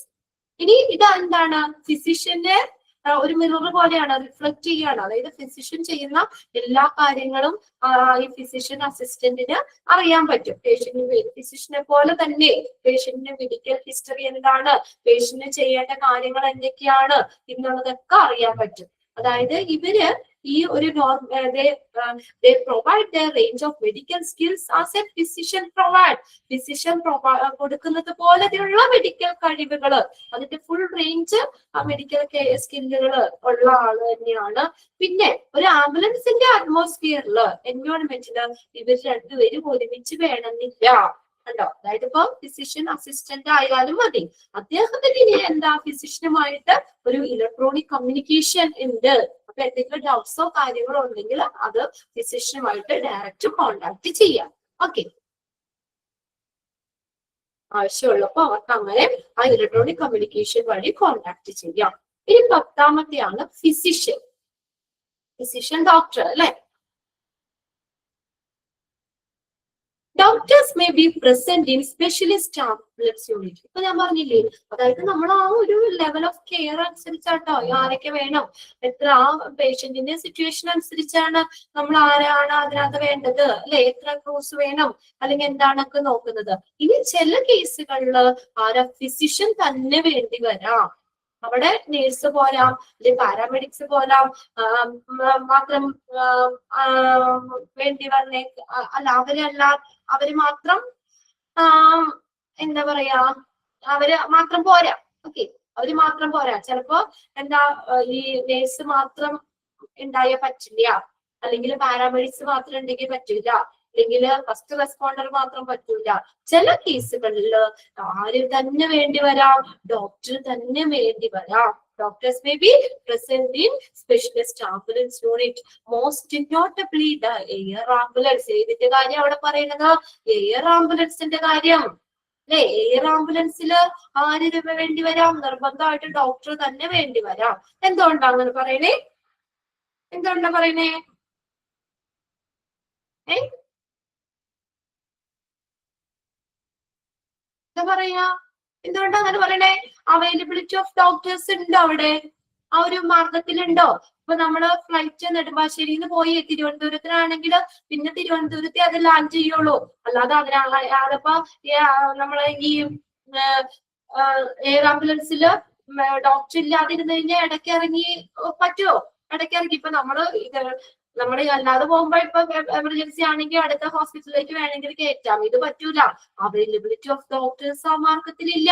അതാണ് ആ ക്രിട്ടിക്കൽ ആയിട്ട് പേഷ്യന്റിന് എന്തെങ്കിലും ബുദ്ധിമുട്ടോ കാര്യങ്ങളൊക്കെ വരികയാണെങ്കിൽ അവിടെ ഇടയ്ക്ക് ഡോക്ടറിന്റെ ഒരു അവൈലബിലിറ്റി ഇല്ല. അപ്പൊ അതുകൊണ്ട് പ്രത്യേകിച്ചും പറയാണ് എയർ ആംബുലൻസിൽ എന്തായാലും ഡോക്ടർ തന്നെ വേണ്ടി വരും. With a full range of additional skills such as use of prescription medicine. Availability of doctors ആ മാർക്കറ്റിലില്ല. എന്താണോ പേഷ്യന്റിന്റെ സ്റ്റേറ്റ് അതനുസരിച്ചുള്ള ഡോക്ടർ വേണ്ടി വരും. നമ്മളിപ്പോ ഒരു കാർഡിയാക്ക് ആയിട്ട് അങ്ങനെയുള്ള ഒരു പേഷ്യന്റ് ആണെങ്കിൽ അത് കാർഡിയോളജിസ്റ്റ് തന്നെ വേണ്ടി വന്നേക്കാം. അതിപ്പോ ഏതാണ് ഇപ്പൊ സാധാ ഇതൊക്കെയാണ് ഫിസിഷ്യൻ ആണെങ്കിലും മതിയാവും. അപ്പൊ ഏത് സിറ്റുവേഷൻ ഇപ്പൊ ന്യൂറോയുടെ സംബന്ധമാണെങ്കിൽ അതിന്റെ സ്പെഷ്യലിസ്റ്റ് ഡോക്ടർ തന്നെ വേണ്ടി വരാം. അപ്പൊ പേഷ്യന്റിന്റെ സ്റ്റേറ്റ് ഏതാണോ അതനുസരിച്ചുള്ള ഡോക്ടർ എന്തായാലും എയർ ആംബുലൻസിന് വേണ്ടി വരാം. എന്തുകൊണ്ടാ? അവിടെ അവൈലബിലിറ്റി ഓഫ് ഡോക്ടേഴ്സ് ആ മാർഗത്തിലില്ല. എവിടെന്ന ഫ്ലൈറ്റ് പോയേ പിന്നെ അവിടെ നിർത്തേണ്ടത് എവിടെയാണ് ലാൻഡ് ചെയ്യണേ അത്രേ ഉള്ളൂ. അല്ലാതെ ഇടയ്ക്ക് ഒരു ഡോക്ടറിനെ വിളിച്ച് നോക്കാനോ അങ്ങനെയുള്ളതൊന്നും ഇല്ല. അപ്പൊ അതുകൊണ്ട് പ്രത്യേകിച്ച് അവിടെ പറഞ്ഞിട്ടുണ്ട് കേട്ടോ. നോട്ടബിളി എന്ന് പറഞ്ഞാൽ ശ്രദ്ധേയമായിട്ട് എയർ ആംബുലൻസ് അത് തന്നെ പറ്റില്ല. അപ്പൊ ഡോക്ടറിനെ പെട്ടെന്ന് വിളിക്കണമെന്ന് വെച്ചാൽ ഡോക്ടറിന് പെട്ടെന്ന് കയറണമെന്ന് വെച്ചാൽ നടക്കില്ല. അപ്പൊ അതുകൊണ്ട് എന്തായാലും എയർ ആംബുലൻസിന് ഫിസിഷ്യൻ തന്നെ വേണ്ടി വരാം. ഓക്കെ, അപ്പൊ അത്രയാണ് ക്രൂസിനെ കുറിച്ച് പറയുന്നത്. 10 നമ്മൾ പഠിച്ചു എന്ന് വായിച്ചു നോക്കണം കേട്ടോ. ഫസ്റ്റ് റെസ്പോണ്ടർ ആരാണ്? നമ്മള് സംഭവ സ്ഥലത്ത് ആദ്യം എത്തിച്ചേരുന്ന ആള്. Give early critical care, early critical care കൊടുക്കുക അതാണ്. പിന്നെ ഡ്രൈവറിന്റെ കാര്യം പറഞ്ഞു, വലിയ ക്വാളിഫിക്കേഷൻ ഒന്നും വേണ്ട, പക്ഷെ അദ്ദേഹത്തിന് ട്രെയിനിങ് കിട്ടിയിട്ടുണ്ട്. ട്രെയിനിങ് കിട്ടിയിട്ടുണ്ട്. കമ്മ്യൂണിക്കേഷൻ, 2-way റേഡിയോ ഒക്കെ ഉപയോഗിക്കുന്നത് എങ്ങനെയാണെന്നുള്ളതും പിന്നെ ആംബുലൻസിന്റെ മെഡിക്കൽ സപ്ലൈസ് എവിടെയാ സ്റ്റോർ ചെയ്തിരിക്കുന്നത് അതൊക്കെ അറിഞ്ഞിരിക്കണം. പിന്നെയാണ് നോൺ എമർജൻസി അറ്റൻഡന്റ് എന്ന് പറയുന്നത്. അപ്പൊ different level of training across the world. Carry out the patient transport duties, അതാണ് അവിടെ ഹൈലൈറ്റ് ചെയ്തേക്കുന്നത്. പേഷ്യന്റ് ട്രാൻസ്പോർട്ട് ഡ്യൂട്ടീസ് ചെയ്യുക. അല്ലേ? അതായത് എമർജൻസി സിറ്റുവേഷൻ ആണെങ്കിലും നോൺ എമർജൻസി സിറ്റുവേഷൻ ആണെങ്കിലും ഹാൻഡിൽ ചെയ്യാൻ പറ്റുന്നവരാണ്. Emergency care assistant, emergency situations, emergency case വരുമ്പോൾ അത് ഹാൻഡിൽ ചെയ്യാൻ പറ്റുന്നവരാണ്. ടെക്നീഷ്യനെയോ പാരാമെഡിക്സിനെയോ എന്ത് ചെയ്യുക? അവരുടെ വർക്കിന് അതിനെ ഹെൽപ്പ് ചെയ്യുക. Emergency medical technician emergency care സ്കിൽസുകൾ ഉള്ള ആളുകളാണ്. ഡിഫിബ്രിലേഷൻ, സ്പൈനൽ ഇങ്ങനെയുള്ള കാര്യങ്ങളൊക്കെ ചെയ്യാനായിട്ട് കഴിവുള്ളവരായിരിക്കണം. പിന്നെയാണ് രജിസ്ട്രേഡ് നേഴ്സ്. ഹെഡ് നേഴ്സ് അല്ല, രജിസ്ട്രേഡ് നേഴ്സ് എന്ന് പറയുന്ന പേഷ്യന്റ് കെയർ മാത്രമാണ് പറയുന്നത്. അഡ്വാൻസ്ഡ് ലെവൽ കെയർ ആംബുലൻസിന് എന്തായാലും ഒരു രജിസ്ട്രേഡ് നേഴ്സ് തന്നെ വേണ്ടി വന്നേക്കാം. ക്രിട്ടിക്കൽ കെയർ ട്രാൻസ്പോർട്ടിൽ വേണ്ടി വരാം. പിന്നെയാണ് paramedics. High level medical training കിട്ടിയിരുന്നവരാണ് പാരാമെഡിക്സ് എന്ന് പറയുന്നത്. പിന്നെ എമർജൻസി കെയർ പ്രാക്ടീഷണർ എന്ന് പറഞ്ഞാൽ പാരാമെഡിക്സിനേക്കാളും കുറച്ചുകൂടി യോഗ്യതയുള്ളവരാണ്, കുറച്ചുകൂടി സ്കിൽഡ് ആയിട്ടുള്ളവരാണ് ഈ എമർജൻസി കെയർ പ്രാക്ടീഷണർ എന്ന് പറയുന്നത്. പിന്നെയാണ് ഫിസിഷ്യൻ അസിസ്റ്റന്റ്. ഇംഗ്ലീഷ് സ്പീക്കിംഗ് കൺട്രീസിലാണ് മെയിൻ ആയിട്ട് കാണപ്പെടുന്ന. ഫിസിഷ്യൻ അസോസിയേറ്റ്സ് എന്ന് പറയുന്നു. ഫിസിഷ്യനെ പോലെ തന്നെയാണ് പേഷ്യന്റിന് കാര്യങ്ങൾ, ഹിസ്റ്ററി, മെഡിക്കൽ ഹിസ്റ്ററി ഇങ്ങനെയുള്ള കാര്യങ്ങളൊക്കെ അറിയാം. പിന്നെ ഇവര് രണ്ടുപേരും കൂടി ആംബുലൻസിന്റെ ഒരു എൻവയോൺമെന്റിൽ രണ്ടുപേരും ഒരുമിച്ച് വേണമെന്നില്ല. പിന്നെ ഫിസിഷ്യൻ അസിസ്റ്റന്റ് ആണെങ്കിൽ ഫിസിഷ്യനുമായിട്ട് അവർക്ക് ഇലക്ട്രോണിക് കമ്മ്യൂണിക്കേഷനിലൂടെ കാര്യങ്ങൾ കൈമാറാൻ പറ്റും. പിന്നെയാണ് ഫിസിഷ്യൻ. അതേതാണ്? ഡോക്ടർ. എയർ ആംബുലൻസിൽ എന്തായാലും ഡോക്ടർ തന്നെ വേണ്ടി വരാം. അതായത് അവൈലബിലിറ്റി ഓഫ് ഡോക്ടേഴ്സ് ആ മാർഗത്തിലില്ല, അതുകൊണ്ടാണ്. ഓക്കെ, അപ്പൊ നമ്മുടെ ആ ചാപ്റ്ററും കഴിഞ്ഞു കേട്ടോ. അപ്പോ എനിക്ക് തന്നിട്ടുള്ള പോർഷൻസ് ഫസ്റ്റും സെക്കൻഡും കൂടിയുള്ള എല്ലാവരും കംപ്ലീറ്റ് ആയി. പക്ഷേ അവിടെ ഒരു ആതിര മിസ് നിങ്ങൾക്ക് എടുക്കല്ലേ? ടെർമിനോളജി തുടങ്ങിയില്ലേ അവിടെ ആതിര മിസ്? അപ്പൊ അതിന്റെ ലാസ്റ്റ് സെക്ഷൻ, അതായത് അബ്രിവേഷൻസ്, അപ്പൊ നെക്സ്റ്റ് ക്ലാസ്സിൽ ഞാൻ അത് എടുക്കും കേട്ടോ. അതിന്റെ നമുക്ക് മിസ് അവിടെ നിന്ന് റൂട്ട് വേർഡ്, പ്രിഫിക്സ്, സഫിക്സ് ഒക്കെ എത്തിയില്ലേ? ചോദിക്കട്ടെ. അങ്ങനെയാണെങ്കിൽ നമുക്ക് ഇതെടുക്കാം, അബ്രിവേഷൻ എടുക്കാം. അത് കുറെ ഉണ്ട്, 300 ചില്ലാനൊക്കെ അബ്രിവേറ്റഡ് ഫോം, 327 നമുക്ക് പഠിക്കാണ്ട്. അതിൽ ഞാൻ കുറച്ച് ടിക്കറ്റ് തരാം കേട്ടോ. റൂട്ട് വേർഡ് ആണ് മിസ് സെറ്റ് ചെയ്ത്. ഓക്കെ, അപ്പൊ അതിനകത്ത് ഞാൻ ഇമ്പോർട്ടന്റ് ആയിട്ടുള്ളത് ഞാൻ അബ്രിവേറ്റഡ് ഫോം 327 എണ്ണം ബൈപ്പാർട്ട് ചെയ്യണ്ട. അതിനകത്ത് ഇമ്പോർട്ടന്റ് ഉള്ളത് ക്ലാസ്സിൽ എടുക്കുമ്പോൾ തന്നെ ഓരോ പേജ് വൈസ് ഞാൻ പറഞ്ഞു തരാം. അപ്പൊ അത് മാത്രം നിങ്ങൾ പഠിച്ചാൽ മതി. നെക്സ്റ്റ് ക്ലാസ്സിലേക്ക് നമുക്കത് നോക്കാം. Okay, thank you. ഇത് വായിച്ചു വെക്കണം കേട്ടോ ഇന്നെടുത്തത്. ഓക്കെ, നെക്സ്റ്റ് ക്ലാസ്സിൽ കാണാം കേട്ടോ. ഓക്കെ.